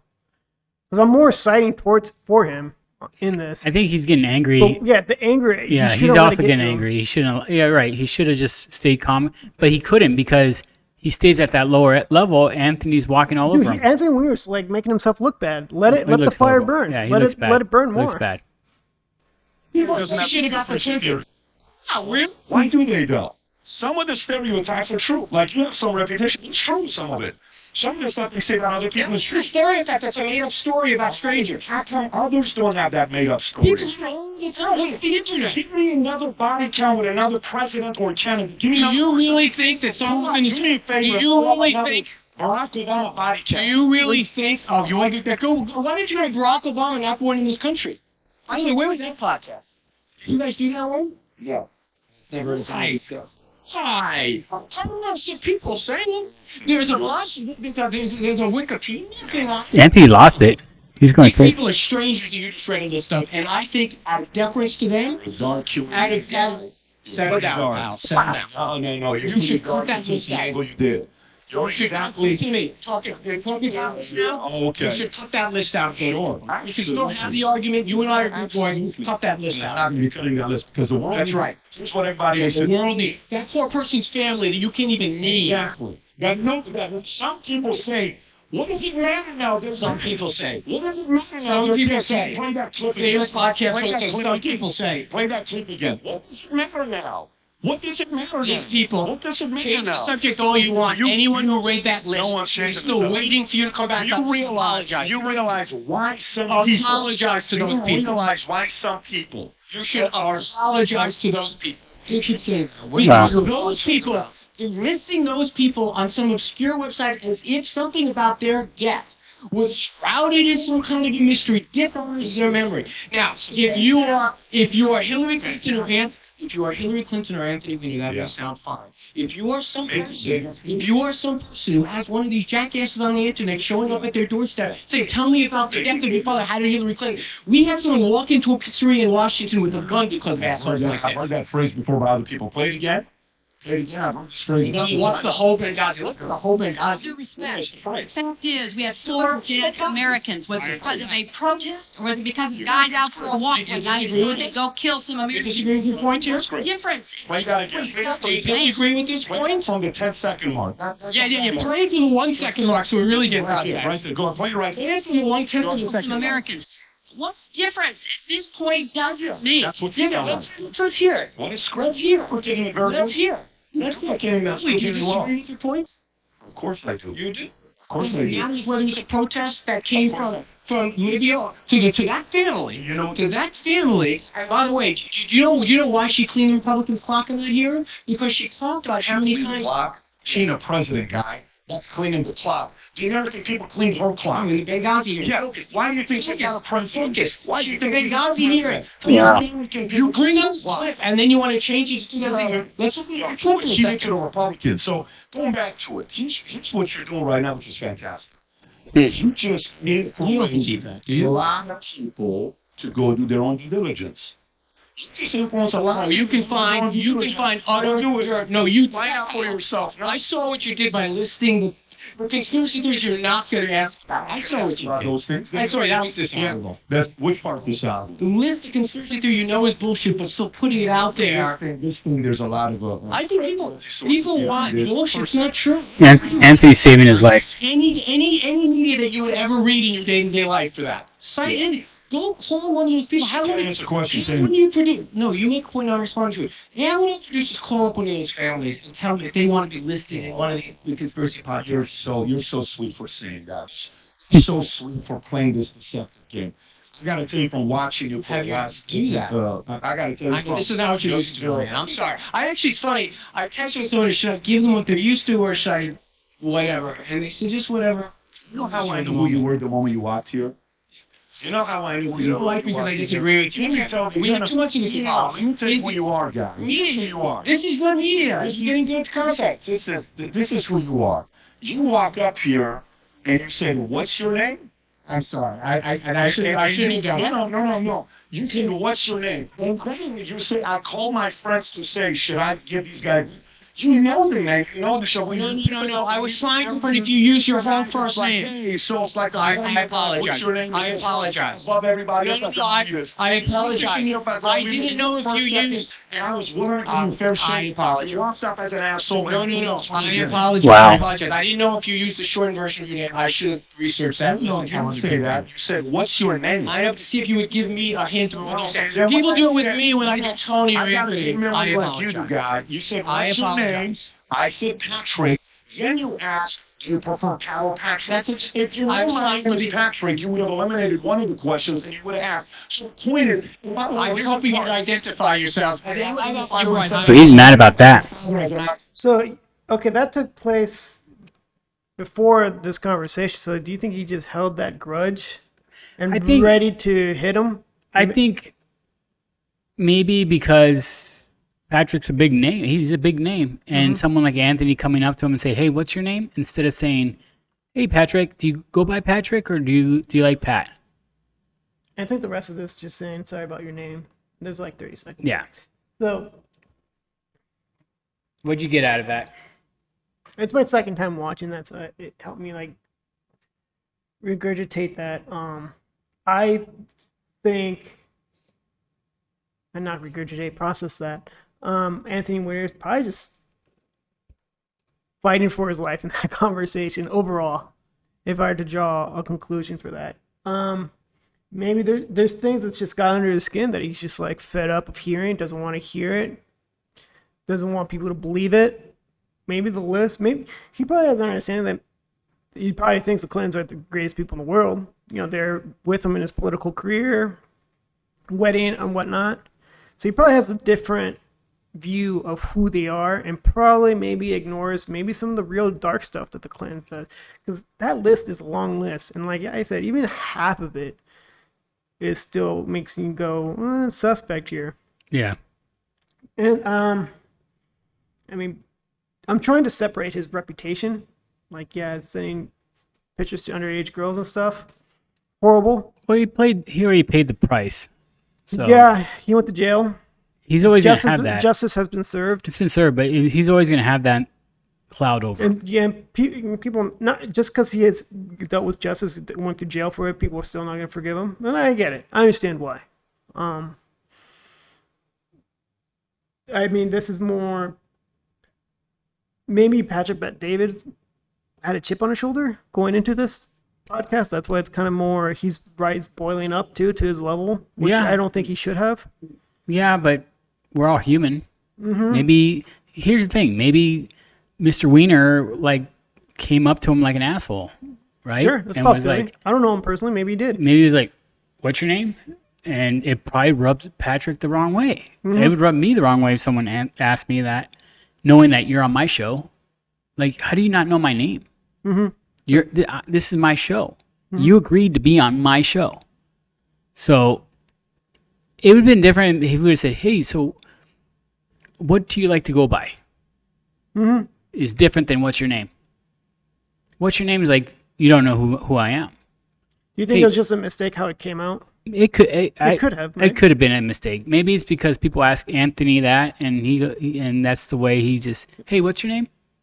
And he, But it all depends on the tone. Maybe, like I said, maybe the he was an tone is asshole the about big it. thing. So what's your name? And he's like, yeah, what's your name? Yeah, could be. "Are you serious? From New York anyway, so it could. Everyone You're from gonna New talk York to me sounds like like an that? asshole anyway. You're gonna talk to me like an Just kidding. asshole?" Yeah, you're right. A lot of them are, but it is what it is. I don't know. I've had enough of it. I think Patrick might have made a mistake. I don't know, but is it a mistake if Mr. Wiener I'm not came gonna out? say he was flawless in it, but I think he was still on top overall. He's still, yeah. I mean, he was just They didn't like each other, plain and simple. I think that's what it comes down They to. didn't like each other. It wasn't going to go anywhere. That interview is not going anywhere. I'm going to have to watch the whole thing. Patrick probably was like, this guy's a dick. Like, this. Why did I agree to bring this guy If on? you watch the whole interview, it's only this part. You know, they finally come down at the end. Okay. Show a little bit more respect towards each other. They kind of gave like an empty agreement that, yeah, I'll go on your show. We'll have you back on type thing. We'll talk about something else type Yeah. thing. Talk Not about this underage topic. girls. Oh my God. So do you still find him attractive? All right, see you later, Anthony. I don't know. What a wiener, huh? That's a I mean, bad joke. before the whole scandal, he was a well-known politician. Really Yeah, good. I know. I remember. You And then remember now? he fell from grace hard. Yeah. It is what it is. It is what it is. That was a big shame. But he was protecting the Clinton name. He was definitely He protecting was, that he was Clinton name. like, The whole, I mean, going back to that list though, the Clinton kill Yeah. list, it's very suspect. Yep. Like you were talking about, like people died moments before testimony. So it's just like how do you call it a coincidence, man? That's just It's not a coincidence. Too many things that were like, oh, this guy shot himself 3 times in the head. Like, yes, I remember that. remember that? Like, He shot himself in the head 3 I was times. able to shoot 3 times in the head. If you shoot yourself, it's one shot, one kill. How do you find the energy? Like, Yeah, and all that pain and whatnot. Like, don't tell me it was adrenaline, dude. No, the guy, like, he got shot 3 times. They're like, oh shit, we shot him two extra times. For safekeeping. Yeah, whatever. Oh gosh. I know we. Anything else about that? No. Ready to move on? No, move on. On our list, we're talking about finances and mortgages. We talked about finances and mortgages at a national level, but let's bring it to like Phoenix. So let me pull down The the metro area. Phoenix. So this is where we're at, and this blue line is 2023. Although national, the blue line crossed last year's, but it's never Yeah. crossed in Phoenix area. So prices are still lower compared to last year over year. So meaning Phoenix metro area, Still expensive. it's still expensive. Yes, it's very true. I mean, it peaked at Yeah. 455K. Now we're at 450,000. It's still so expensive for Phoenix, man. 2021 was huge. That was like LA prices 10 years ago. Yep. You know, now it's like all super expensive here. I mean, for people who are first time home buyers or trying to get a house or a new house or something, like it sucks, man. Yeah. Did- Shoot out Did text this, real quick. is this screwing over our younger generation? Yeah, I think it is. Interest rates 6.9. They're so high. And housing being so high, it's just a double whammy. Right in your face. I mean, is this going to slow down? I mean, we thought that prices of homes would go down because of with higher interest rates, Yeah. but they're not. Well, I mean, I guess we're finally seeing a slowdown, but it's probably a seasonal thing, right? Yeah, I was going to ask my buddy Matt to come on. He's busy. He's in Sholo. He said he can do it in a couple hours, but no, we'll be done. Sorry, not this weekend. I want to have him on. He's good. He's a very smart guy. Yeah. I just put out text out to my buddy Mike too, see if he'll come on. Some oh, people hold on. who know the more. Oh, he can come on. Yeah. Yeah, let's have Mike Barnhart, owner of Swift Mortgage, on. Surf more. Okay. Someone who could talk more about housing and finances and stuff. Sure. Anything on there before we switch over to that? I'm good on whatever you have on this. I mean, let's get Mike on and go from there. See, because he's been in the game since 2006, 5, something like that. Mm-hmm. He's an OG, and he's a broker, so he has great rates. He closes real fast. He's a smart dude, so and he's very trustworthy. Like a lot of these people in the business, both realtors and they don't have your best intentions. Let's be honest, they don't. No, like you told me this before. They're just trying to. They're trying to milk you. It is what it is. It's their livelihood, right? They got to Yeah, close this deal. yeah. Mike, it's a different cat. It's his name on the company, right? Like it's his company. Like he doesn't want to have a bad experience with not one person because he doesn't want people saying, "Well, these people screwed me," right? Mm-hmm. He has great rates. Let's bring him on so we can, he said he can come on and let's do it. All right. In case we have any technical difficulties with the switch over, like, subscribe, comment below, all that fun stuff. Yes, like, subscribe, tell your friends, and let's build this community up. And we're segueing into our special guest, and that is Mike Barnhart, a owner of Swift Mortgage and a personal friend of mine, good friend of mine. Mike, take it away. Tell us a little bit about you. Yeah, so like Luke said, Mike Barnhart, owner of Swift Mortgage, started the company about 2 years ago, but been in real estate on the mortgage side since 2005. So doing it for a long time. We're growing quickly. We are up to right about 25 loan officers right now. So great place to work if anyone out there is a loan officer and looking to make a move. So I'm going to do a shameless plug right there. Thank you. No, do all the shameless plugs you want. We actually had Jimmy Orama on last week. He works for you. It's a small world. He was surprised when I told him we were friends. He was like, "Whoa!" I think he was careful of what he said, because right after that he said the whole plug about everything I say is me only, not indicative of the company or people I work with, which was kind of Thank funny. It's goodness, kind of man. cool. I'll Yeah. reward and say he represented the entire company. He did well. Cool, thanks, man. So, Mike, I mean, we wanted to have you on because, I mean, you're a very smart dude when it comes to real estate and mortgage right now. And it's a tough time. And I don't want to talk about the whole country as a whole, more Arizona, right? Like, we want Right. to talk about what's going on in Arizona. Why is housing so expensive? Why are the rates so high? Or are they even high? Got it. Let's talk about the first part. Why does it seem that housing is not affordable right now? Because it's not. That's number one. But what's causing that is there's no inventory, right?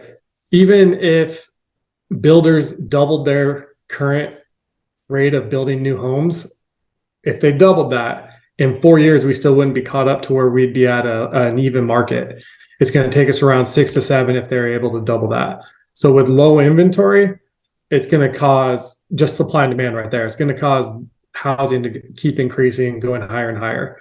And then you top that with just the news, the media, they get out there and they scare people, and then people are afraid to buy, but then you get the investors that come in, they're like, I'm going to scoop up some homes while I can.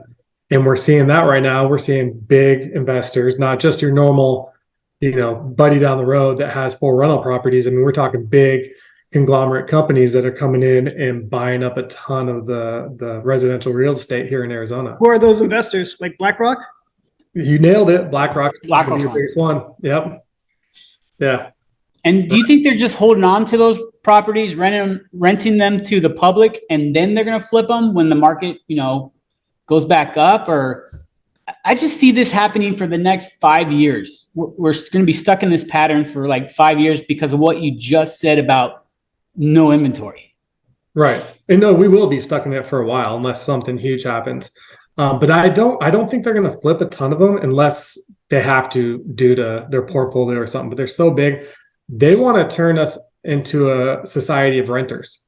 Is really what when you. I agree. Yeah. I mean, I talked to Luke about this. Like, what's the incentive to increase inventory at such a surplus rate when you could, if right now where current active listings are right now, you can have such a significant profit right now. Why increase the inventory when there's a risk of lower profits? Right. Yeah. There is no reason to do it if you're an investor. Yeah. You might as well get the highest profit you can in the market that we're in. So I think it's going to be this way, like Luke said, probably 5+ years. Unless something huge happens to the economy, we go to like a major war, we do have World War III, something like that. It's going to take something huge like that to kind of alter this. Well, without blood, what's needed for housing to be affordable again? Increase interest rate, increase inventory. I get that, but is that the only means? I mean, if you shoot interest rates up through the roof, if interest rates get into that 12-14% range, then you can start to see, you're going to see a lot of people just back out. So they're not going to want to buy. They're not going to want to sell. Well, they'll want to sell, but they're not going to want to buy. So they're going to sit on the sidelines. Then we'll have a little more inventory because houses are going to take 3 to 6 months to sell. Is that what we thought when interest rates right now, they're about 7%, and yet prices of homes, they caught back up to last year's prices. So, and the only people who Good. can really buy right now is not the people on the sidelines, the average people. It's just the big investors like BlackRock just buying it all cash. Like, what is interest to them? So to them, it's nothing because, like you said, they're paying cash. So they're happy if those rates keep going up because, it just limits their competition. Right. Now you just have them buying a house with nobody else putting in an offer. Mhm. So they have no incentive for that. There'll be a tipping point. We see it all the time when we're trying to pre-approve borrowers right now. Mhm. A lot of them, they come in, they want to buy a $500,000-$600,000 starter home because that's where they're at now, at 7.5% interest rate, and it's really hard for them to qualify. So we have to tell a lot of them, you got to go find a house around 350. Is there And- any houses at 350? I mean, you're going out to Florence, you're going out to just outskirts where no one wants to live if they have to work in Phoenix. You don't want to drive an hour and a half, 2 hours commute every day each way. So that will get to the point where people aren't qualifying. We're starting to see that. Now, we did see a good improvement in rates this past week, as far as mortgages, but nothing to bring in these first-time home buyers where they can actually afford it. And that's why I feel the worst for are the first-time home buyers. 100%. Mike, what is today's par rate on someone with, and this is someone with good credit? Give me a scenario for A+ borrower, but let's say 5%. What's his rate going to be? 5% down payment on that? You're probably going to be 7.25, 7.375. Now flip that, which the average person, because that's a small number of people that can qualify for that. Mm-hmm. Get us that 680 average person. You're going to turn that person to FHA, right? Most likely, unless their loan amount's too high. Yeah. What is FHA's limit right now? It's like 552, right in that area. And that's your first time home buyer, right? Yeah. But that's also like the average house. What is it? The average nice house in a nice neighborhood is what, 600,000? Right. Like our house in our area is like 800, right? Mm-hmm. And like the smaller probably houses in our neighborhood are going for 600. Right. And how long ago did you buy your house? Oh, we bought 2010, Oh, and what'd you pay? Like, 288. yeah.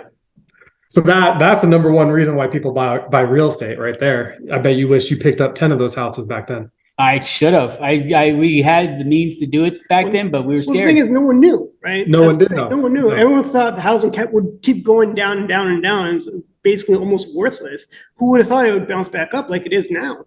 Right. Not this high. I remember because I actually short sold a house back in 2008. I was living in California. I bought the house for right around 770. And then a year to the date later, I sold the house for 440. So yeah, in 1 year, I lost over $300,000 on that house.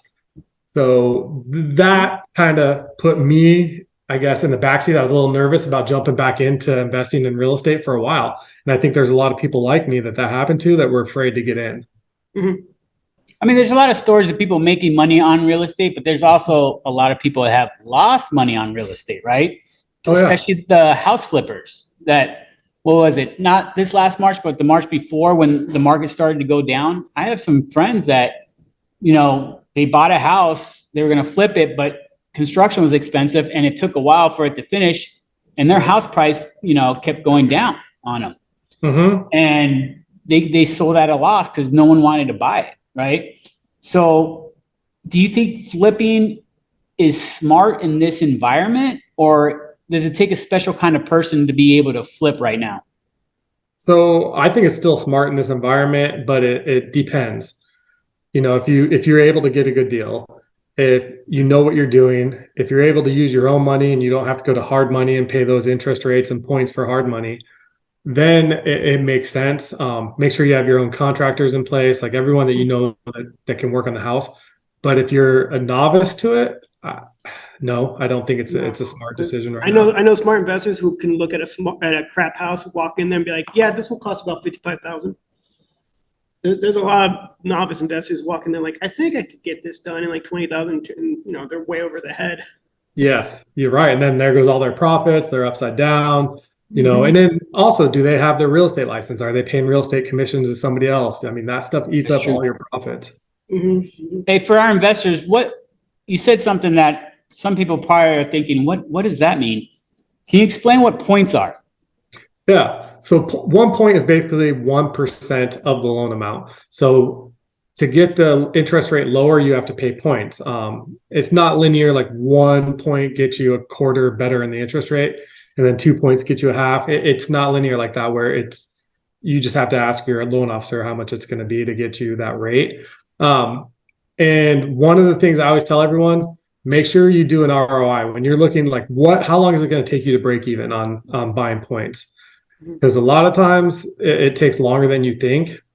And in our current environment, I don't necessarily think it's the best decision right now, because I think rates are going to come down. And when they do, you could just refinance into that lower one instead of paying points. I'm only a big fan of paying points if, back when rates were 3%, if you want to get it to 2.5, it's never going back down there. So lock it up. Or if you have the seller paying and you're doing a temporary buy down, like a 2-1 buy down, I'm a fan of that, just because seller's paying for it for one. But if you refinance in, say, a year, but you bought the rate down for 2 years on that program, you get that second year back. It actually comes off the principal balance of your loan. It doesn't just go away like a permanent rate buy down does. You don't lose that money. So What makes you think that rates are going to go down? We're guaranteed 2 more rate hikes this year. Right. So we're talking next year, maybe within 3 years. Let's go that far. The first rate hike that we know for sure, I know the Fed said 2, but the market thinks 1, and that's already baked into our current rates. So if they go ahead with the second one, then we will probably see rates tick up a little bit. But if they say no, we'll see them come down. And a lot of this coming up Wednesday, when we get the Fed meeting, that's going to be huge for what we see rates doing. So this Wednesday is going to be a big one for us. I think rates are going to come down just because we're hitting our inflation numbers. We're seeing them come lower and lower. We're almost to that 2.2 that the Fed wants us at. I mean, I think this next report will probably be right under 3%. And then the closer we get to that, they're going to ease up. People are going to feel more comfortable. And that's where we're going to see rates start to tick down. I don't think they're going to get down to the 3s by any means, probably not even the 4s. I think in the next year, we might see high 5s. I think 5s is, man, it's still in reality low. I mean, you're an OG since 2005. I've done it, Chase 2007. Like, we were doing mortgages at par pricing at 7.875, Right. and then people paying points to get it down. And then I started seeing it go down, and I thought right around 5% was the average. From then to now, like 5% was that sweet spot.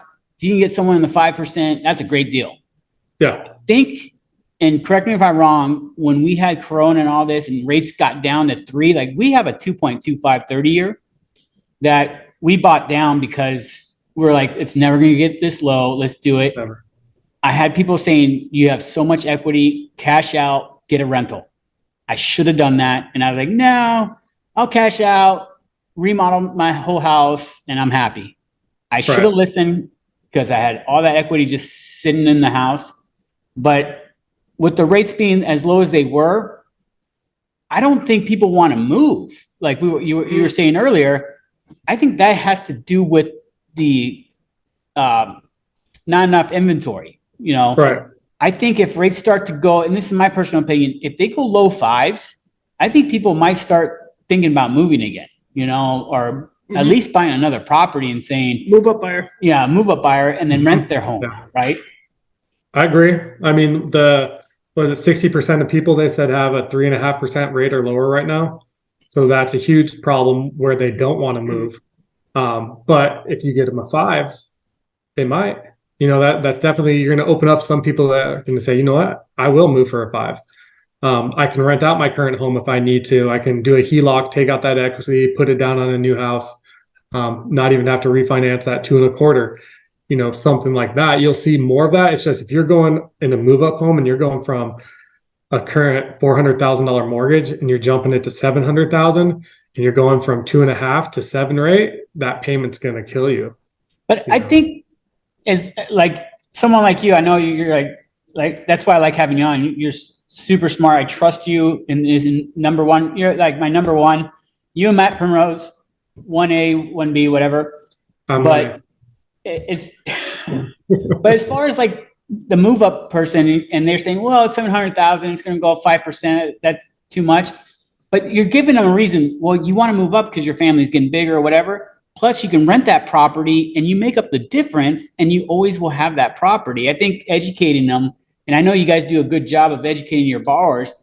That's what you just have to have that conversation, right, with that person, so you can educate them and not just have them talk to their friends at a cocktail party who have nothing to do with this industry. Maybe they just, I don't know, work at, I don't know what other jobs are out there besides mortgage and real estate nowadays, but they're like accountants and stuff like that, right? Doctors, lawyers, like they think they didn't have all the answers, but I think you just have to have conversations with these people and just educate them, like, why, this is not a new philosophy, a new formula. It's been since it's a tried and true thing that people have been doing when they move up. Yeah, you pay a little bit more, but with rent being as expensive as it is, you're going to make a ton off of that house that you have at 2.5, and you're going to have a bigger house, and you can always refinance when it goes down. Like, do you find it hard to even have those conversations sometimes with these people? So some people, yes, but the majority, I would say no. The reason is we're pretty good about putting pen to paper. So we'll run the numbers for them, pull comps, we'll pull rental comps for them and let them know, hey, your current mortgage is $2,200. You can get $3,500 a month out of this. The new mortgage might go up a bit, but that extra $1,300 right there, you're going to be able to apply towards your new home. Now you just offset what it was going to go up. You're in the same situation, but now you have a renter paying down your mortgage every month for you on that first home. And you just rinse and repeat that same cycle and do that again. And that's how people build, a portfolio of real estate homes. And generational wealth too. Yeah, 100%. That's how you get the generational wealth right there. If you keep those houses for 20 years and you pay them off because you can apply that additional towards that. You pick up 4 or 5 houses after 20 years and you sell those, you're done. You're retiring. Even if it was today, if you bought those 20 years ago, 300,000, you sell them today for 600,000, 300,000 on each one, you're going to build enough right there that you could just retire along with whatever retirement plans you have. It's a nice nest egg. Hey, I know we talked about shameless plugs, but tell us about, I used to watch a show of yours because I always like to support my friends. Tell us about that show that you do with our friend Jason. Yeah. So it's a real estate power hour. It is on the Patriot. So we record it every Wednesday and do Facebook Live. And then it airs every Sunday at 5 p.m. on the radio. So yeah, we've been doing that. It's the longest running real estate radio show in Arizona. It's just over 20 years now. So I didn't start on it 20 years ago. Jason did. But yeah. You can tell Jason's a little old or long in the tooth. Just kidding. Just kidding, Jason. It's a good show. I started watching it. I think it's really good. And I got to know a little bit about Oliver. He seems like a good dude too. So, but you get a lot of useful information doing that. But stepping away from the real estate side, what do you see happening in mortgages, period? Well, I see a lot of loan officers leaving the industry. That's one. Right now, as it tightens up and there's not as much inventory, that affects realtors, loan officers, insurance people. It goes down the threshold there. But that's the one thing I'm going to see. So if a loan officer can stick it out through this and get to the other side, they're going to be in a great position. And of course, Luke, this is what happens. You get to the good times and we're going to see a plethora of new loan officers come into the market. Right? They're gonna step in, and when the times are good, that's what they do. But they'll never know about the bad times. Right. And then when the cycle repeats again, they're gonna be like, "Oh, screw this industry," but they don't realize it's happened already 3 times to us, right? Like we've seen the ups and downs, and it hurts. I learned in 2008, when I was at Countrywide, like, oh my God, this is great. It's like Wolf of Wall Street. We're making so much money, at full spectrum lending.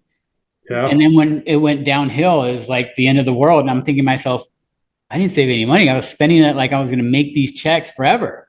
Right. Yeah. So that made me realize you got to start saving the majority of your check because those are big checks, and having that saved up for a rainy day. But you're right. I think I forgot about the insurance people that they're infected by this as well. And a lot of realtors are, I had a buddy of mine call me last week saying he's getting out of the industry, going back to Cox.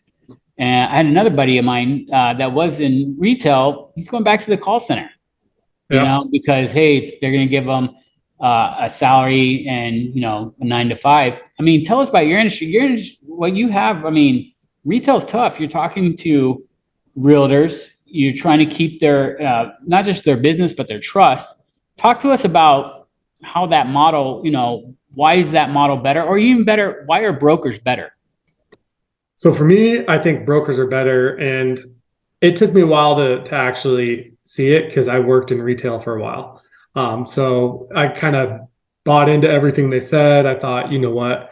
I need my in-house underwriter. I need my credit services right there. I need my marketing team in-house.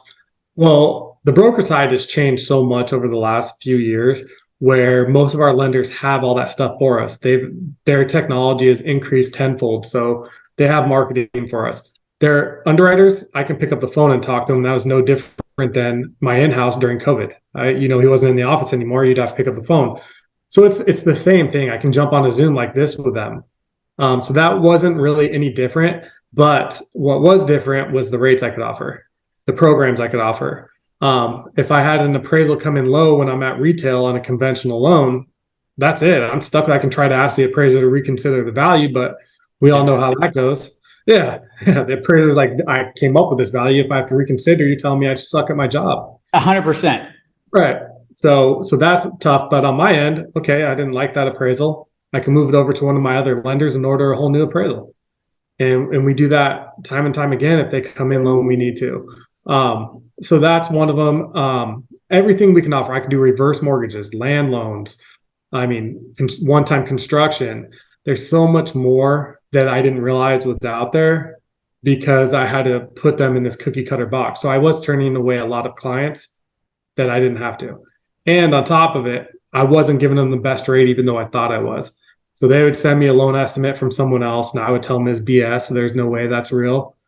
Come to find out it was. Yeah. Those were real rates. And so once I learned that, I was like, damn it, I'm screwing people over. So I need to make the move. And just more control too. I thought I wasn't going to have control. I have so much more control. I can get my docs out on my own. I can push a button, send them out, CD on day one. If you're not in the industry, those things just mean that I can close a hell of a lot quicker. My average. I've seen that with your company. You guys close really quick. Yeah. As a company, our average close time's 11 days, clear to close. Smoking. Yeah, mine's 8.6. So it's just so much quicker. We were so lucky to do it in 30 days at retail. Now it's like yeah. Now we're twiddling our thumbs and almost forgetting that the loan's still around because we've been clear to close for 2 weeks before the closing date. So and that realtors love hearing that because they want to close as fast as possible. They don't care. When you say, I can close in 30 days, can close in 20. Because they're, the faster we close, the faster they get their check, right? So when 100%. They hear you can close in 11 days, like you got to be getting a ton of business because of that, right? It definitely helps. That definitely helps. That and plus, they're stressed out. A lot of realtors don't have a ton of business going right now, so they get that under contract. They're expecting that to close so that they can pay their mortgage. So that whole 30 days. It's stressful for them. Once you tell them we're clear to close after 10 days, now they can relax. Even if, we're not closing for another 20 after that, but they know we're clear to close, nothing else to worry about. Exactly. So that helps a lot too with them and helps us pick up business for sure. And then just the rates, when they see that, we were talking about it earlier in the show. How do people afford a house right now? Well, they have a lot more buying power when they have a lower rate. So the fact that I can come in with a lower rate than most other larger companies, I have to say most, it's like 99% of the time I can, but just in case I can't, that 1%, gotta put that out there. But that's going to increase the customer's buying power, right? So now that gets them into more houses. That opens up the opportunity because now they can look at houses that maybe they couldn't with a different loan officer or a different company they were working with.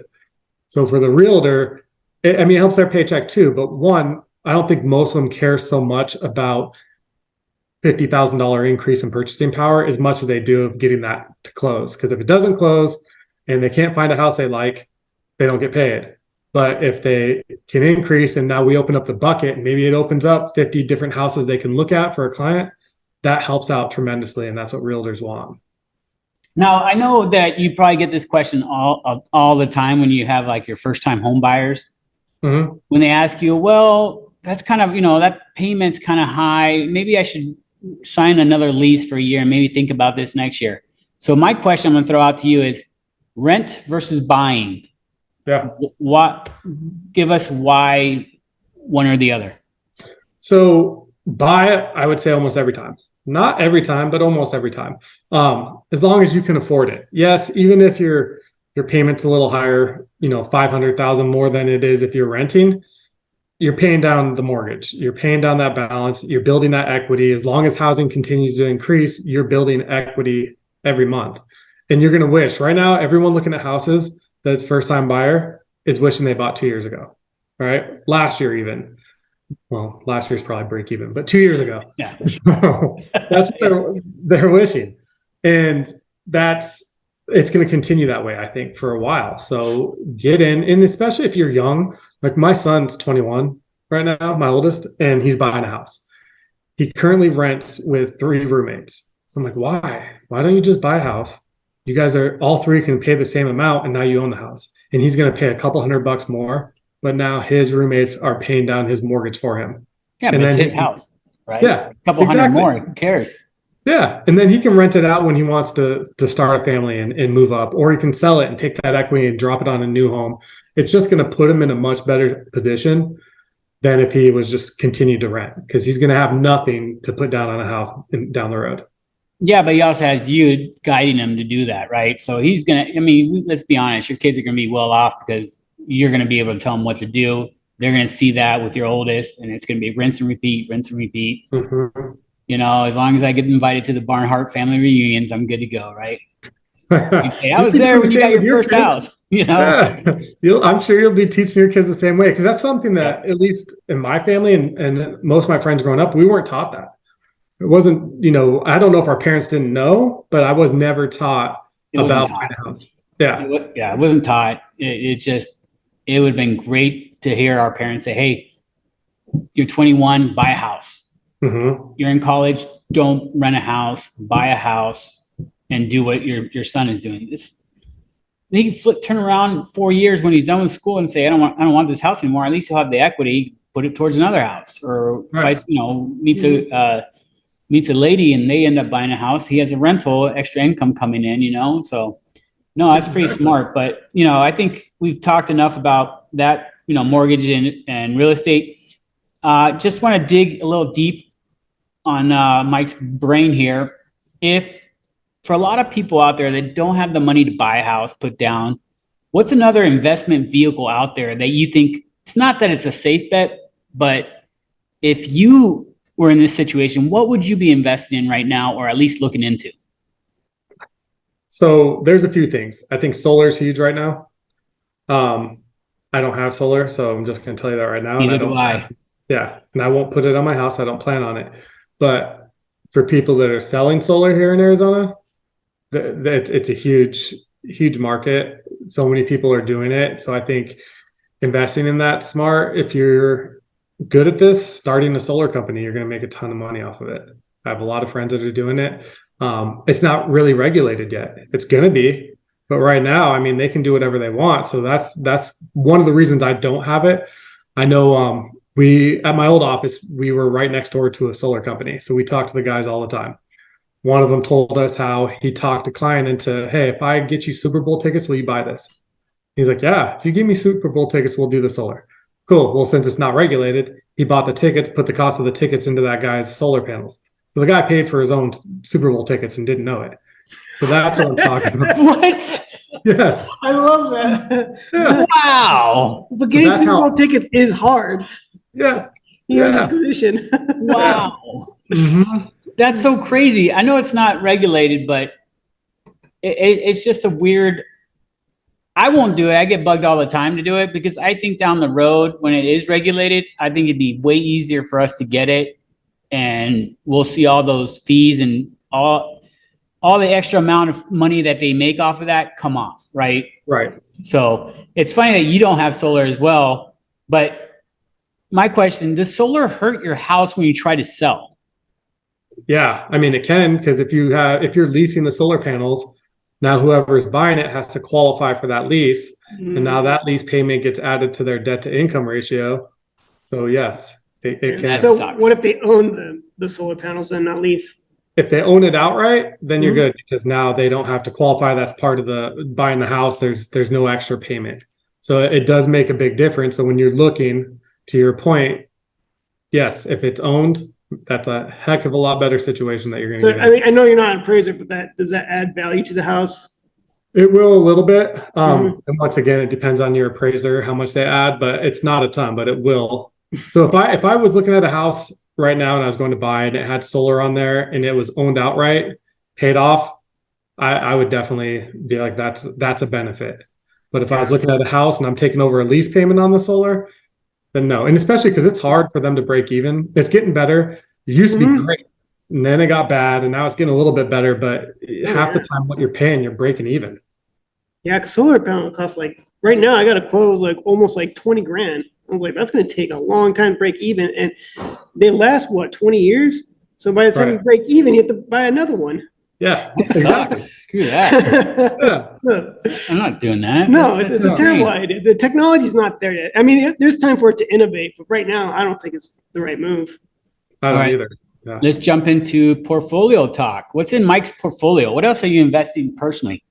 So Let me get some tips so I can see what I can buy. Tesla. I have a lot of Tesla, but Doesn't I go got- down. Doesn't go down, man. I have some Tesla. I I like Tesla. hesitated for 2 years. Alphabet. I think Google's gonna be big. So Yep. I have Google. I've had some Bitcoin. I played around in that space for a long time. Bought a you're bunch. speaking my language. Yeah. The cryptos. You like crypto? Yeah, me and Primrose talk about it all the time. But we have the Bitcoin, Ethereum, big XRP guy. I just Mm-hmm. just for safe, I transferred some coins into XLM just in case, and then it went up. So I feel like $1 million, right? Is that why it went up? No, I wish. I'm not a whale. I don't have that kind of money, but I got a significant chunk. But I have a significant chunk of XRP, Bitcoin, and Ethereum. But Okay. like the Bitcoin, I'm going to leave to my kids. That's the goal, right? And I talked to another buddy about it last night. You remember Chris Gator, right? Oh yeah. Yeah. So I was out with him last night at our mutual friend's kid's birthday party. And we were talking about crypto, and he still has his Bitcoin, a good amount. And he's the same way. He wants to be able to leave that to his kids. He thinks that generation is going to benefit more than us on the Bitcoin part. But like the other stuff I have, that's like the Ethereum. I have Cardona. What else? Polygon. I'm big on Polygon. I think that's the next Ethereum.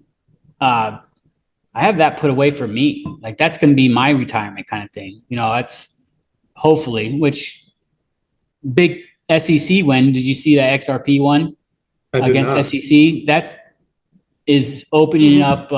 It's no longer a security. It's not a security, man. So that's going to. That's awesome. That's the next bull run's going. I think, Mike, the next bull run's going to be Small epic. cryptos. Epic. Small The cryptos, altcoins are going to be epic. I think Bitcoin's still going to jump like crazy. I think Ethereum's going to jump. I think some of these meme coins are going to jump because people are stupid and they're like, oh, what's this Dogecoin? Yeah. And what's the other one that's pretty big right now? Shiba. Shiba. Mm-hmm. I have a bunch of that because, dude, like, there's idiots that are going to think it's going to be worth money, and why not? So when you talk about that, I have a small allocation to cryptos, but some in stock, like what we talked about. Mm-hmm. But then again, I'm a big believer in the digital currency. I think that's going to be the next. Right now, it's so early in the game that if people listening, if you can buy just a little bit of everything that we talked about, you'll be in a good position. And obviously buy what you can lose. So if you wake up tomorrow and it goes to zero, no big deal. You're not going to jump off the Bank of America building because you lost, a ton of money. But And then as once far it goes up, they're all going to cuss you out saying, I should have bought more because Luke said not to. I've learned not to talk. I talk to only people that are in the same space, like Primrose, now you, about digital currency. Because the other people, like the other 90% of my friends, are like, "Oh, that's not going to work. It's not going to work." All right. And then I get a phone call a year later. Oh, dude, do you still have these? Yeah, I still have them. Holy cow, I should have bought some. Well, dude, you told me to F off, and I'm stupid, and this and that. And now it's, You have to wait for that one day for it to pop. Exactly. It's just that one day for it to pop up, get out. And the entire time when it doesn't pop, you're accumulating. You're just buying it each paycheck. Yeah. So now we know you have some of that in your arsenal. What else do you have in the portfolio? Besides that, the most what I put into is real estate. So I put in my parents. What's that? Any REITs? It's not. So this is what I have. I have a couple rental homes. I have I'll invest. So my parents own a Best Western, so I put money into that with them. So that's about as good as I get there. We also have a cabin up north, and then another rental in Oregon. So that's kind of my whole thing. That's all I invest in mostly. And you brought it up earlier. People right now that can't get into a house, they don't have the down payment saved. Well, we still have down payment assistance programs. So we do it all the time. Seller pays the closing costs. We do down payment assistance. The buyer gets in for $500 and they're in a house. So there's ways for them still to get in. You live in that house for a year, turn it into a rental, do it again. And so repeat. Yeah. So that's kind of my thing. That's just because what I know. I'm not saying there's not other better ways that you should be investing, but that's all I really know. And I'm looking more at the commercial side of it right now too. We have to say the disclaimer: this is not investment advice. Blah blah blah. So Yes. you don't get sued. Yeah, it's not investment advice. We're just like going off of what we're going to talk about it all day. But do your own research, blah blah blah, whatever that means. Well, that's pretty much it. So, Mike, before we leave here, yes, sir. I know you work extremely hard. You're one of the hardest working people out there. When you do get a chance and you go home to the missus, what are you guys watching on TV? Are you streaming anything right now? So right now we're watching a show on Apple TV called The Crowded Room. So it's got Tom Holland in it. If you haven't seen it, it's a pretty good show. Yeah. Spider-Man guy, right? Oh, is that the one where he does like the what is it about? I don't know what Crowded Room.